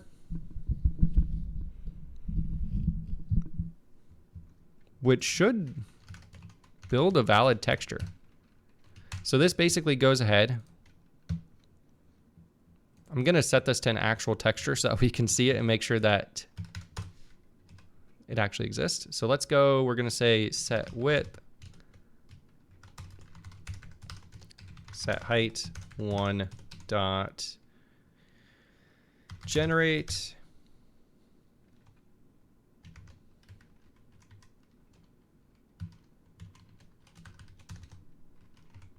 okay, yeah. So that way we actually have a texture there. This way, if it does break, we should at least be able to see because we should get a texture instead of just crashing the GPU or something, which is what I think is happening. Red Candy Eater. I tested bitmap font rendering where I loop and check if a pixel of the letter grid is on or off, timed it. Then I made a function for each letter where there's only unrolled assignments with an offset into the frame buffer given, and it ran 10 times faster.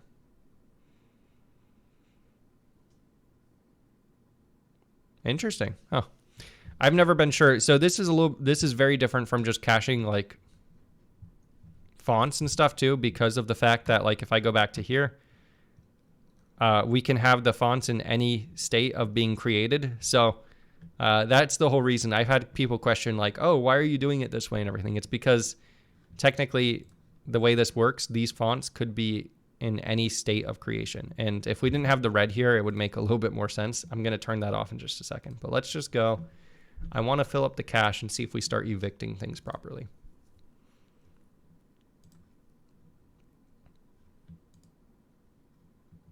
Okay. Oh, you know what I think is happening? I bet you I know what's happening here. If we go to, where was I? Just a second, evict. In my microphone, I need to replace this screw because it doesn't stay up anymore. I think we are in an infinite loop for some reason. Yep, we're stuck in here. Okay, what's oldest right now?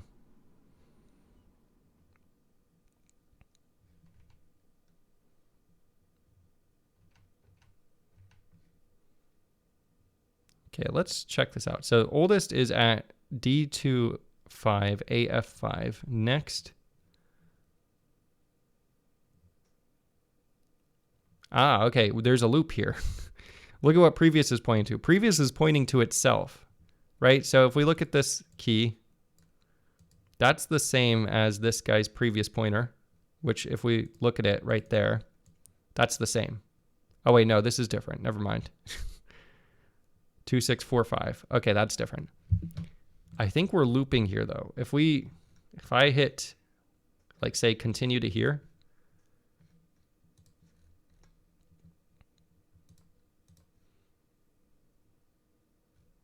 Yeah, it just starts running again. So we're stuck in an infinite loop. Okay, that's good, kinda. We know where the problem is now. So basically when we try to evict stuff, it's not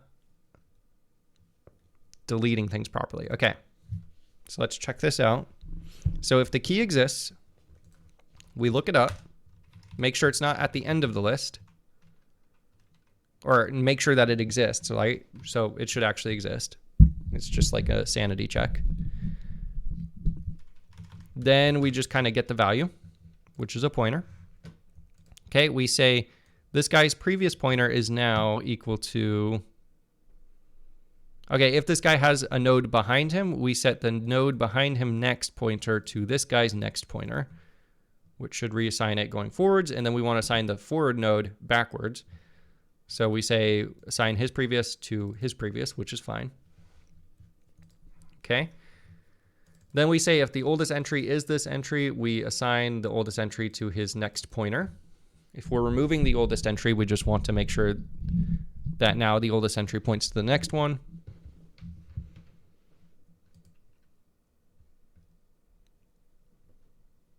Yeah, and we should already be fine because that next should be assigned to his previous, which should be null. Okay, so that's fine. Then newest entry, if it's equal to the newest entry, we just assign the newest entry to our previous pointer, which should fix things too. Okay. Then we erase it. Then we free the memory. That seems fine to me. Okay, let's make sure get's working fine too now. So we have our iterator, we find it. If, and let's actually do this too. I'm gonna say LRU cache entry key value star. Okay, because that just helps me out. Okay. So if the entry's next pointer is not null, in other words, if the next pointer exists, then we assign next previous to our previous. So we reassign the back pointer. Otherwise, if previous exists, then we assign our previous to next to our next. That's fine too. Okay. Set the newest to have no older entry, just in case there is none. Okay, so this guy is going to be the newest. So we set his previous pointer to null. And if a newest entry already exists, I got a lot of things to fix. I don't know if this is my mic stand that just keeps dropping or if it's the screw in here. I'll have to check that. Okay, newest entry exists. If we have a next pointer, oh, we assign the next pointer to our entry. That's the new next. And then we assign our previous entry to newest. Okay. And I never set this. That should also be null pointer. I think that's probably our problem. Okay, and then we do return that. Newest entry equals this guy, and then we return our data. Yeah, I think this is the problem. So whenever we would reassign things, we never set their next pointer to null, so there's loops. Yes, okay, so this is what happens, right? Without this line of code, what happens when we reassign a node? This node gets pushed to the front, but his next pointer never gets updated, so he's still technically pointing back. So then you get these loops inside of this doubly linked list, and when you traverse it, you're just going to end up infinitely looping. Okay, so given this, I think we should be good here now. And evict takes care of previous, so we should be fine there. Okay, let's see if this fixes our problem real quickly. So if we go here, there, everywhere, we should get...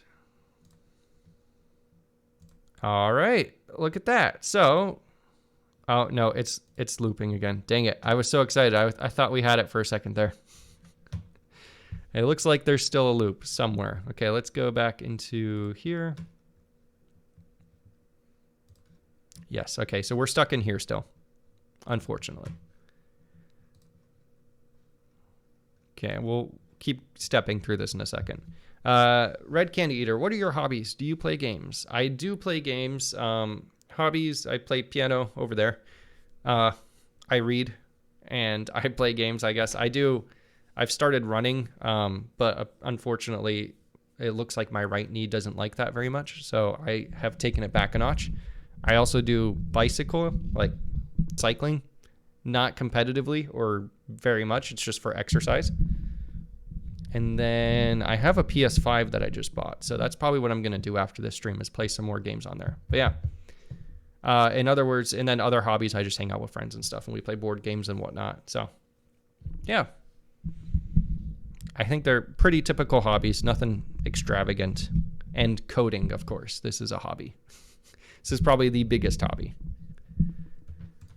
Okay, let's step through this one more time. So this looks okay now, right? So if the key exists, we find it, we get the entry, we reassign the nodes around it. So he gets my previous,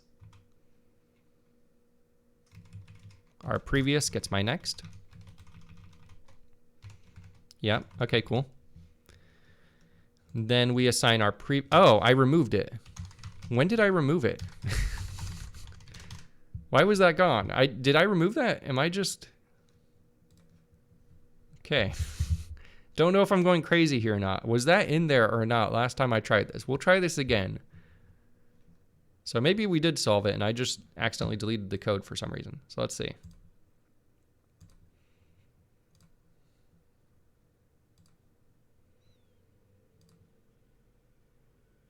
Okay. Okay. It looks like we're successfully... Oh, no. Okay, I spoke too soon. It's frozen again. Let's see. I keep getting excited thinking we're about to do it, and then we're still stuck in here. Yep. Okay.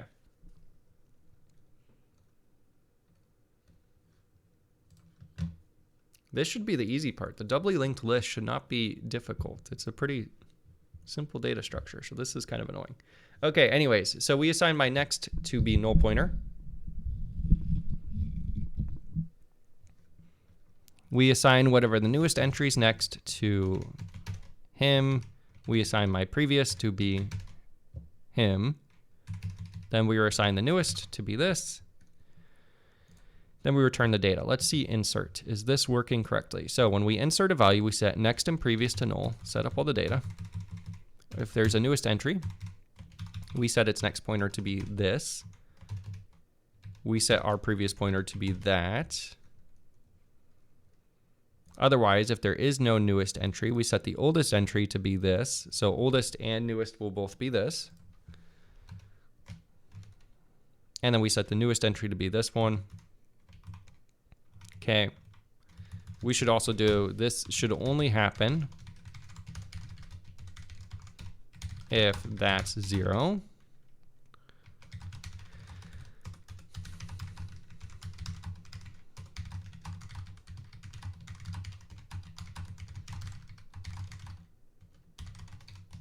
Okay, so that should only happen when this is 0. Yeah, otherwise this looks fine. Yeah, nothing complicated there. Now when we evict, we find the one we're going to evict. Okay, we grab that. If it has a previous pointer, we set the previous pointers next to our next. If we have a next, we set our next previous to be our previous.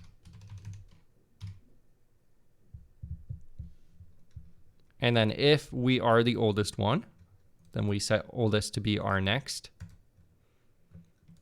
If we are the newest, we set our newest to be our previous, which should work fine. And in the case where this is the only node, that should set everything to be null pointer, so should work out. Then we erase it, we free it. Yeah, this all looks fine. I'm unsure where we're going wrong here.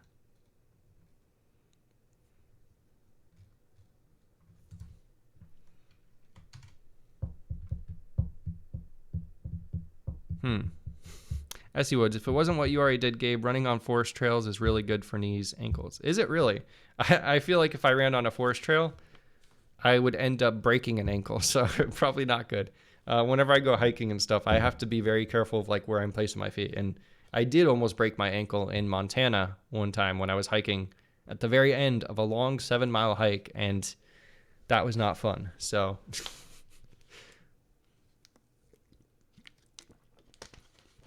I think my main problem was I tried to do too much too fast. And so I've just toned it back majorly, and I'm trying to strengthen the muscles around the legs and everything because I haven't done leg day in a long time. So that's the other thing. Okay. Sorry if that was loud. Anyways, so of course depends on type of trail. Yeah. This all looks correct to me. Can we detect if there's a loop? Let's do that. Okay, let's see if we're actually looping or not. So we can detect if there's a loop. Check if loop exists. So let's do this. We're gonna say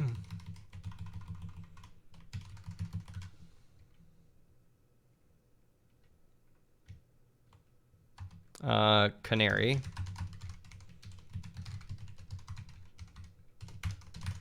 right? So this is our canary.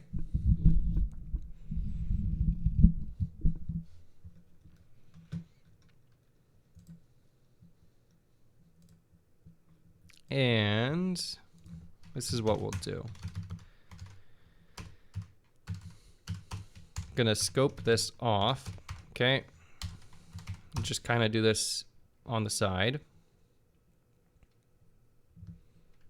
We're gonna say while oldest does not equal null pointer.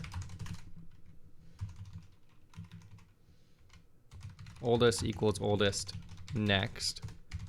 If oldest equals canary, G logger error, there's a loop, and my microphone is falling. Okay, so this should loop through. If we end up hitting our start value, then that means there's a loop, and I'm gonna break. Let's do this. See what happens. Okay, this is gonna slow some stuff down, but that's fine. I'm guessing we're gonna hit that once we actually go to evict stuff.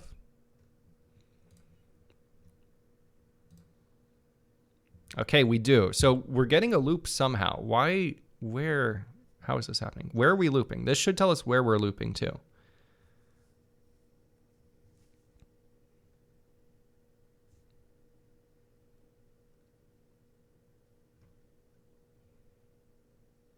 Okay, so our previous is this. And if we look at our previous next, it should equal what we are. Yeah, which it is. So if you, that's 71E45, which is what we're on here. So there is definitely a loop. Why is our previous next pointing to us? And so I guess if that's going to happen, what's going to happen is we're just going to loop indefinitely right here, right? So now we're here. If we look at next, that's 72155.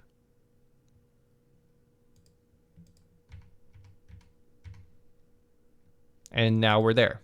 Yeah, so now we're 72155. And then if we look at our next again. Oh, wait, never mind. We're not going to quite loop yet. It's going to take a while, but yeah, that's interesting. Why are we getting this? Okay, I got to step through this one more time. I'm clearly missing something because somehow we're ending up with a loop.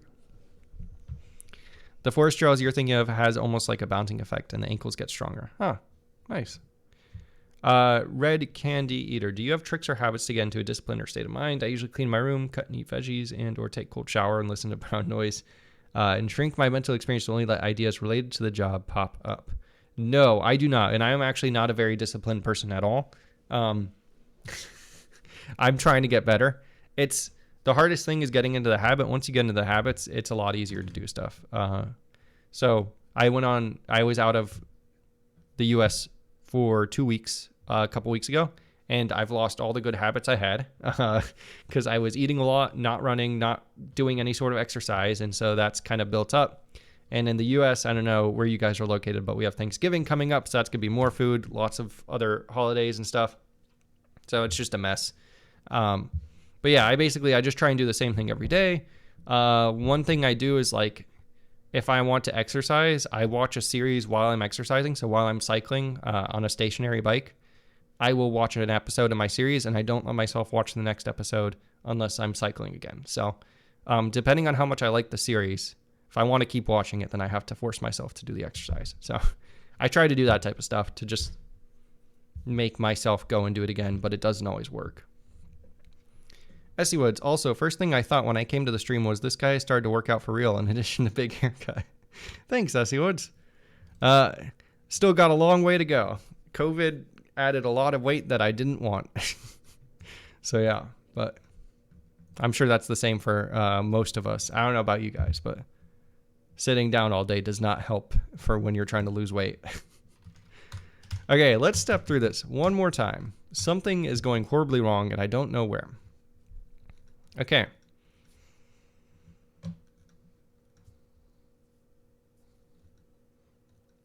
So let's go back to when we insert.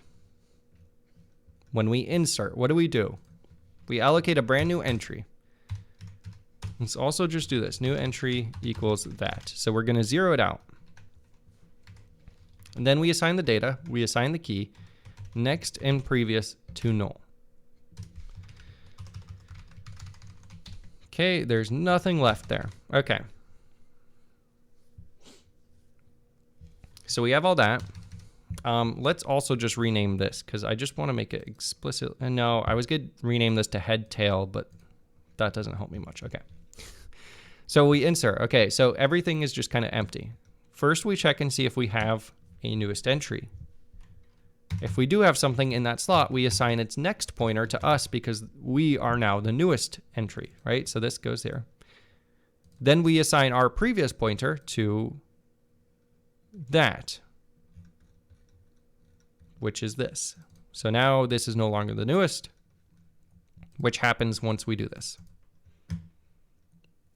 And then we assign our index lookup key to that new entry. Okay. Otherwise, if there is no newest entry, that means this entry is both the oldest and the newest. Is that true? Yes. So our next and our previous are going to be null pointer. This is going to be, then the next time we go through here, this will exist. We assign our next to be that. This oldest entry remains unchanged. We're good. Okay. So that should be fine. We know eviction isn't a problem because I don't think we can even evict at this point. Don't think that's actually happening. I think we're just getting stuck in an infinite loop. So when we get, this should promote whatever we get to be the newest entry. We look for it.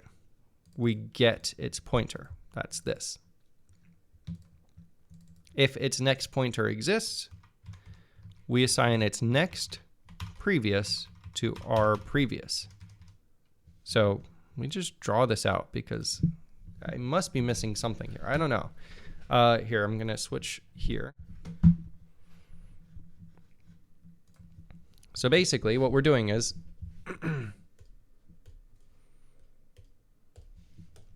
given a list like this,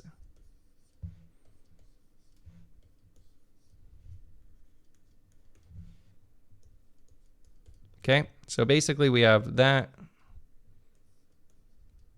that,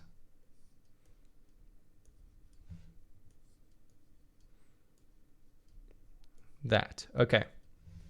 So let's say we're getting this one. What happens when we get it? So according to the code, we check and see if we have a next pointer. We do. That's pointing there. If we do, we assign our next previous. So the change, we cross that out. We assign that to our previous, which is this. So we go and we reassign him to point here. That's what the code says. We check and see if we have previous. We do. If we do, we assign his next to point to our next, which is him. So then that goes there. Okay, I guess we could just, right? So now these two are connected. These connections are gone. No more connection here, no more connection here. Let's just make that explicitly clear. This is kind of what the state looks like now. All right, so he's freestanding. Okay. After that, I set this guy's previous and next to null. So now he points to nothing. He is completely freestanding now, okay? Then according to the code, after that, I check and see if we have a newest entry. We do. So I check and see, let's go blue. If this exists, it does. If it does, I assign his next pointer. So we're going to take that out. We assign his next to this entry. So now he's pointing here.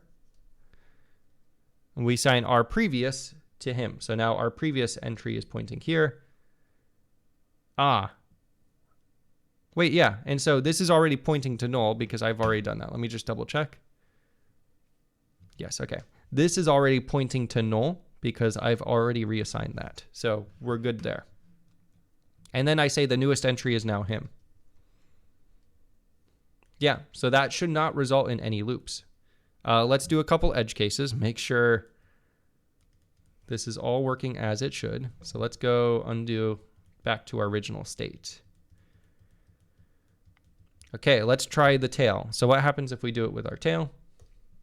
Okay, so we go through here. Let me just scroll the code back up. You guys can't see that, but that's fine. So first thing we do in the code, we see if we have a next. We do have a next. If we have a next, we assign our next previous to our previous. So we take that out, or no, sorry. We take this out and we reassign it to him, which is null. Okay, so that's good. That's null pointer now.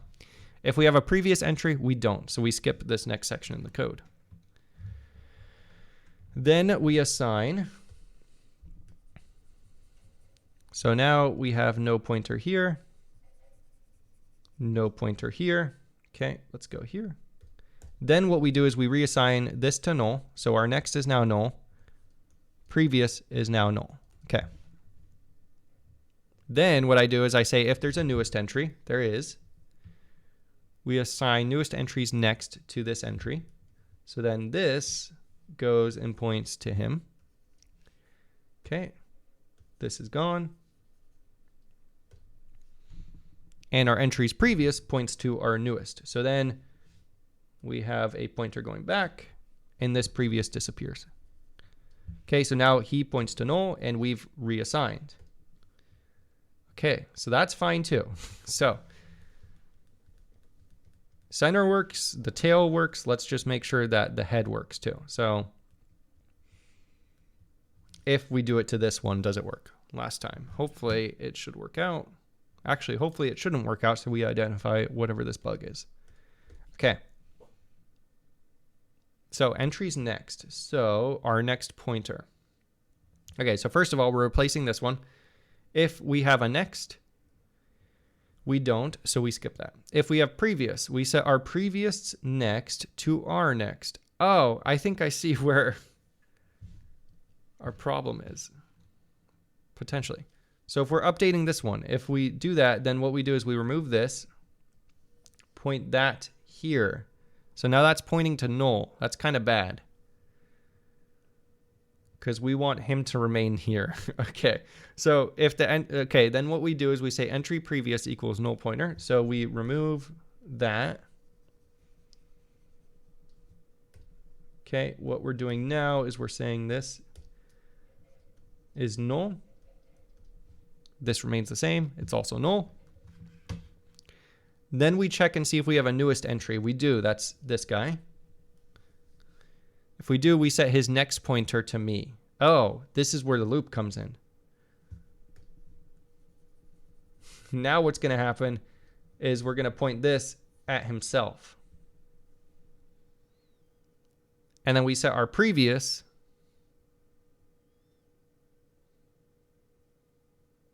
So we point his next pointer at himself, then we do entry previous equals newest. And then we also set this to this. So we get a double loop.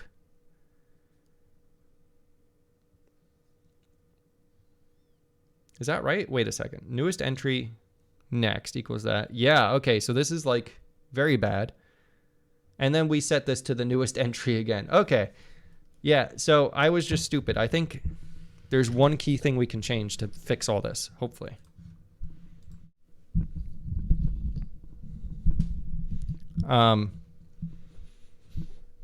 So if it exists, we do this.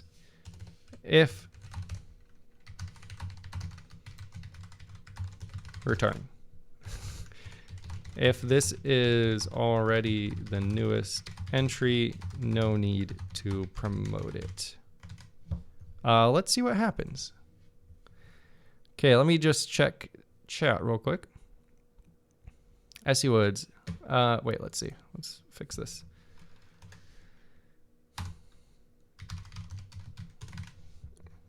Okay, that's that. Though I don't think I'd be able to put on weight even if I tried. I wish I could do that. Unfortunately, I put on weight very easily. Okay. We're already breaking. That's interesting. We'll check this out in a minute. And Ken Eater, I'm on lower end of normal BMI 20.5. Don't like digesting. Makes you tired. Having number 2. Okay, is nice. Don't forget to get all nutrients. Yes, that is true too. Yeah, I don't have that problem. I like to eat, so I eat a lot, which is a problem. Okay, why are we failing here? This is interesting now. So what's happening? Why is this null? That's very weird.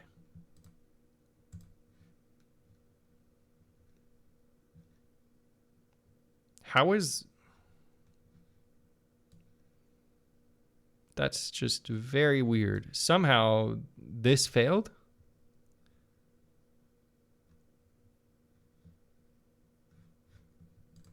If this ever fails, I should get notified though. So if we go into here.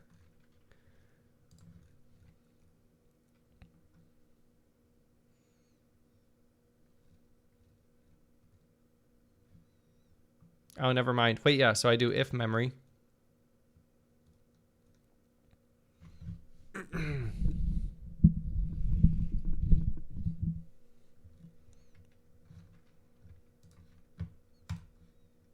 How is this null pointer is what I'm wondering. I'm not running out of RAM. If we look at how much RAM I have, it's only 708 megabytes, which is, I shouldn't run out at this point. That's really weird. Oh, wait, is it because I should be doing this? Yeah. We don't want to zero out the value. We want to zero out the data. Yeah, okay. Whoops. That's why it's null. Okay, let's try this again.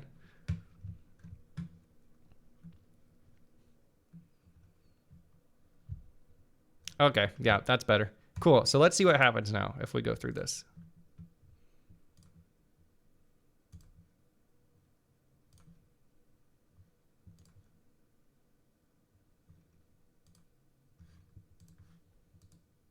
Okay. Oh, I just hit a point that we already had. Well, it looks like it's still not frozen. Okay, and then we hit something is broken. Ran out of room in the LRU cache. Cannot generate texture without color format. Oh, okay, let's fix this real quick.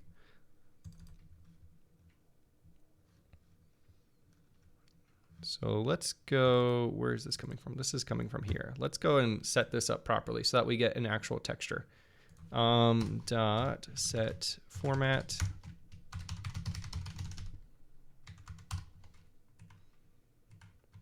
We'll just set it up to that. Okay. And we will also go ahead and set mag filter to filter mode.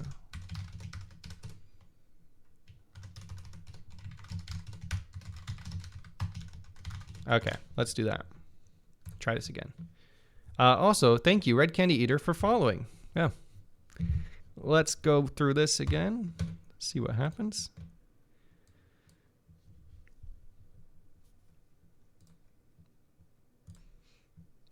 All right, so the cache still isn't full yet. Okay, it looks like it just replaced a bunch of stuff. I don't know if you caught that. So look up here now. These are the oldest entries. If I go here, you'll notice we just replaced a bunch of them, and it worked. And we're not running out of room. Okay, cool. We are running out of room, so that's also interesting. You'll notice we get these black textures. These black textures are where we've run out of room. I say that in quotes because we didn't actually run out. But yeah, this is okay. This is working now. Cool. So we've got an LRU cache. It seems to be working appropriately. If for whatever reason we don't have room, we just display a black texture. Sweet. Okay, let's do one more thing now. If I go back to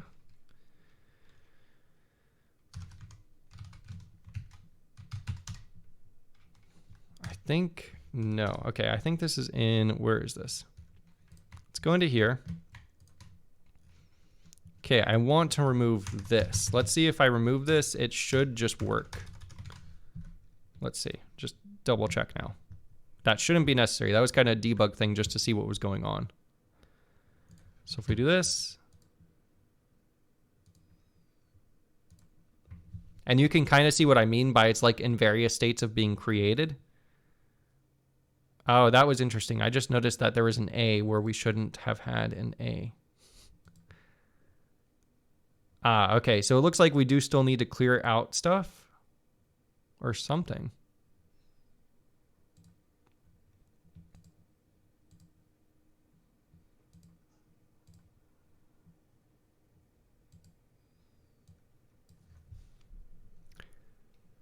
Don't know if it's... I think my hash values are probably just wrong, is what it looks like is happening here. So it looks like I'm getting hits on some of these where there shouldn't be.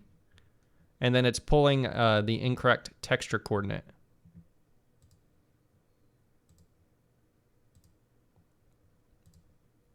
So I'm going to take a look at how I'm hashing the data again in just a second. What I really want to see, though, is if we start writing over stuff. Yeah, it looks like we do need to clear it out. Okay, let's try this one more time. Let's go.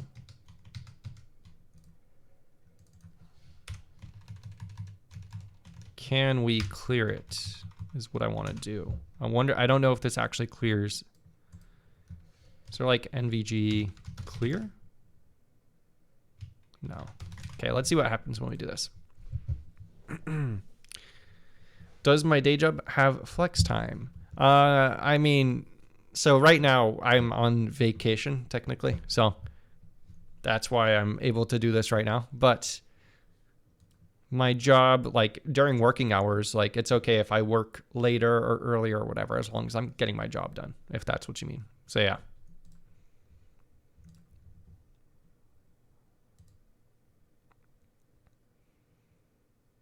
Okay, see, this is what I mean. That's definitely pulling the wrong letter there.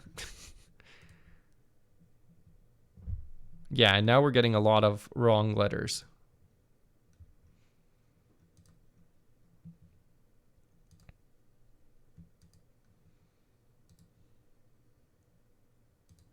Yeah, we're gonna have to take a look at that again. Real quickly. Oh, wait, or is what I think what's happening actually is if we take a look at this, it looks like we're just writing over it. So that's not doing what I want either. Let's see if we can do this. Clear area.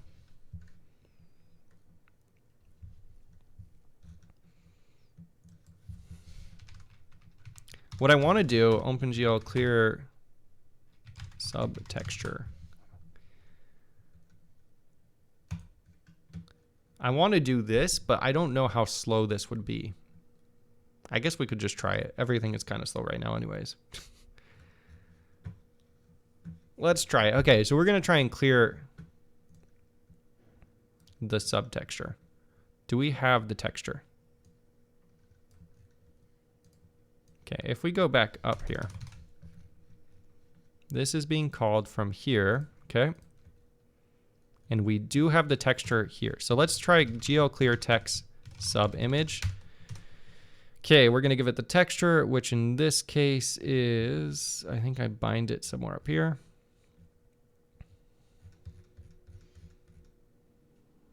Maybe down here. No, okay. It's a frame buffer dot color attachments. And then we want to do this current frame buffer, cache current color attachment. Okay, so that's our texture. Level 0, X offset 0, Y offset 0, Z offset also 0. Oh wait, no, and that's not true either. We have a texture offset.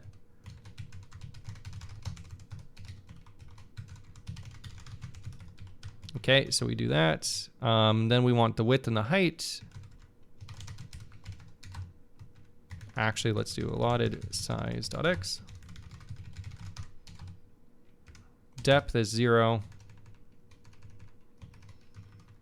I misspelled that. Format I think we can do texture.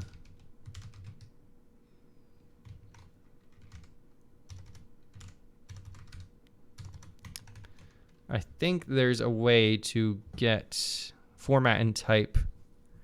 Oh, and then we need the data too. Ooh, okay. I'm just going to hard code this. This is kind of gross, but we're going to do this for now. We're going to set the format there. The type, I think, is unsigned int. I'm not sure, though. Okay, and then the data we're going to give it is just going to be clear color. Oh, we can just do this. Clear color equals, and then we're going to do 0, 0, 0, 0. Okay, and this should actually be uint 8. Yeah, I think 8. That should be fine. Okay, and then we can just do that.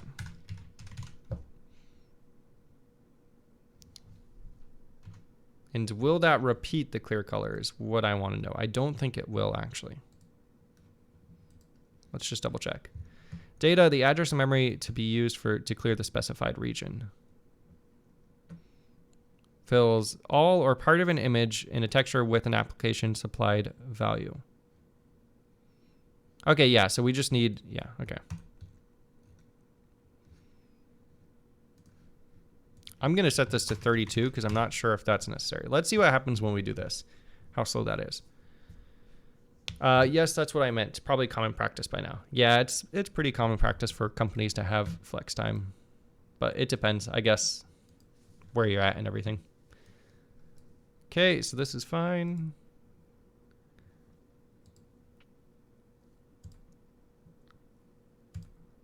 Doesn't look like it's slowing things down too much. Okay, and it looks like that worked a lot better. No? Okay, we're still getting overlapping stuff here. Yeah, we're still getting, you can see the overlap there. If we go here too.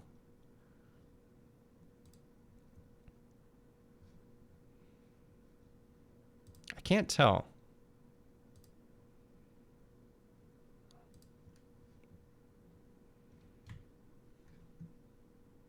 But I think it is overlapping. One thing I want to do too is we don't need to clear every time. We only need to clear it if we evict something. So I only want to do it here.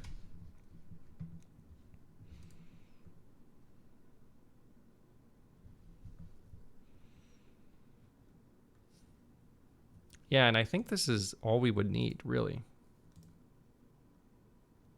1, 2, 3, 4.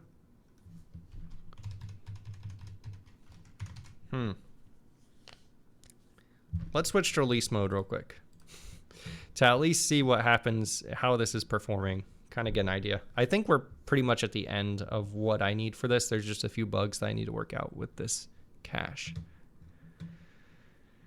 So if we go here, yes, okay.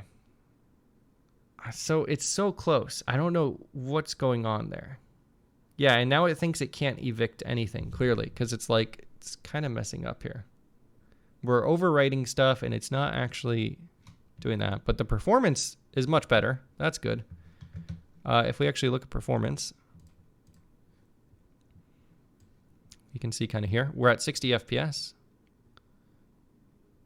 Yeah, and we're maintaining 60 FPS, which is really good. Before, I mean, this might just be because we're not actually rendering that stuff. It's kind of broken right now.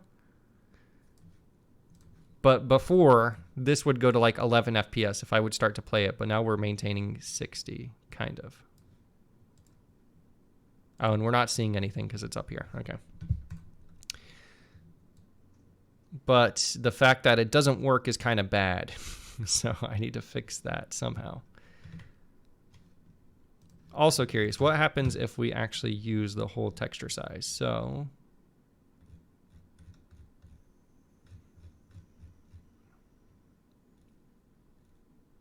yeah, right now I'm doing this over 3.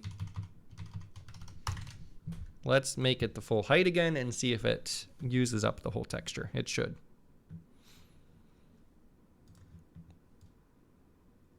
Ah, okay. See, okay, this is bad too. It's not. What I would hope to see is like this should just fill up and then stop. Let's do a, okay, wait, let's go back into here. We're gonna do a smaller sentence. So let's change this to small, or let's just say hello world. Right? And we're not seeing anything. So that's some other stuff that I got fixed too. But once we reload it, it should be fine. Okay, yeah, so we see it. If I go through this, it should eventually stop.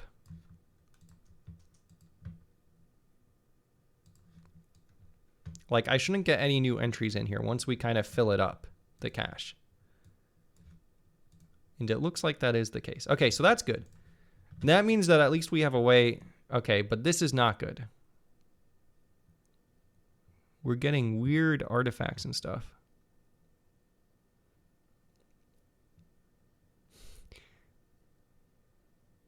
Yeah, like I have no idea what's happening here. It looks like the texture coordinates are getting messed up and everything. But what happened here, you can see, is it kind of cached every frame of the animation, which is the whole point of this. It's what I wanted to happen. And then basically evict stuff based on what's not being used.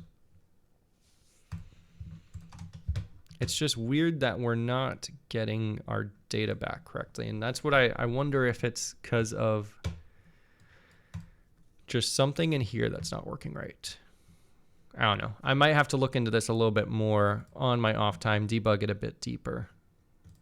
But for the most part, I think this is working pretty good. It's fairly close to a much better point, and it runs way more performant than it did before, which is the whole point of this. So this is all to optimize this. This is running way, way better than it was before. I'll have to create some bigger scenes, see if that still holds true the bigger it gets. But the hope is it should. So yeah, hopefully you guys enjoyed this. I know it was kind of scattered and all over the place, but I think this is where we're going to leave it off for now. And I'll see you guys next time. Hopefully by the next time too, this will be like much more feature complete. So we'll see.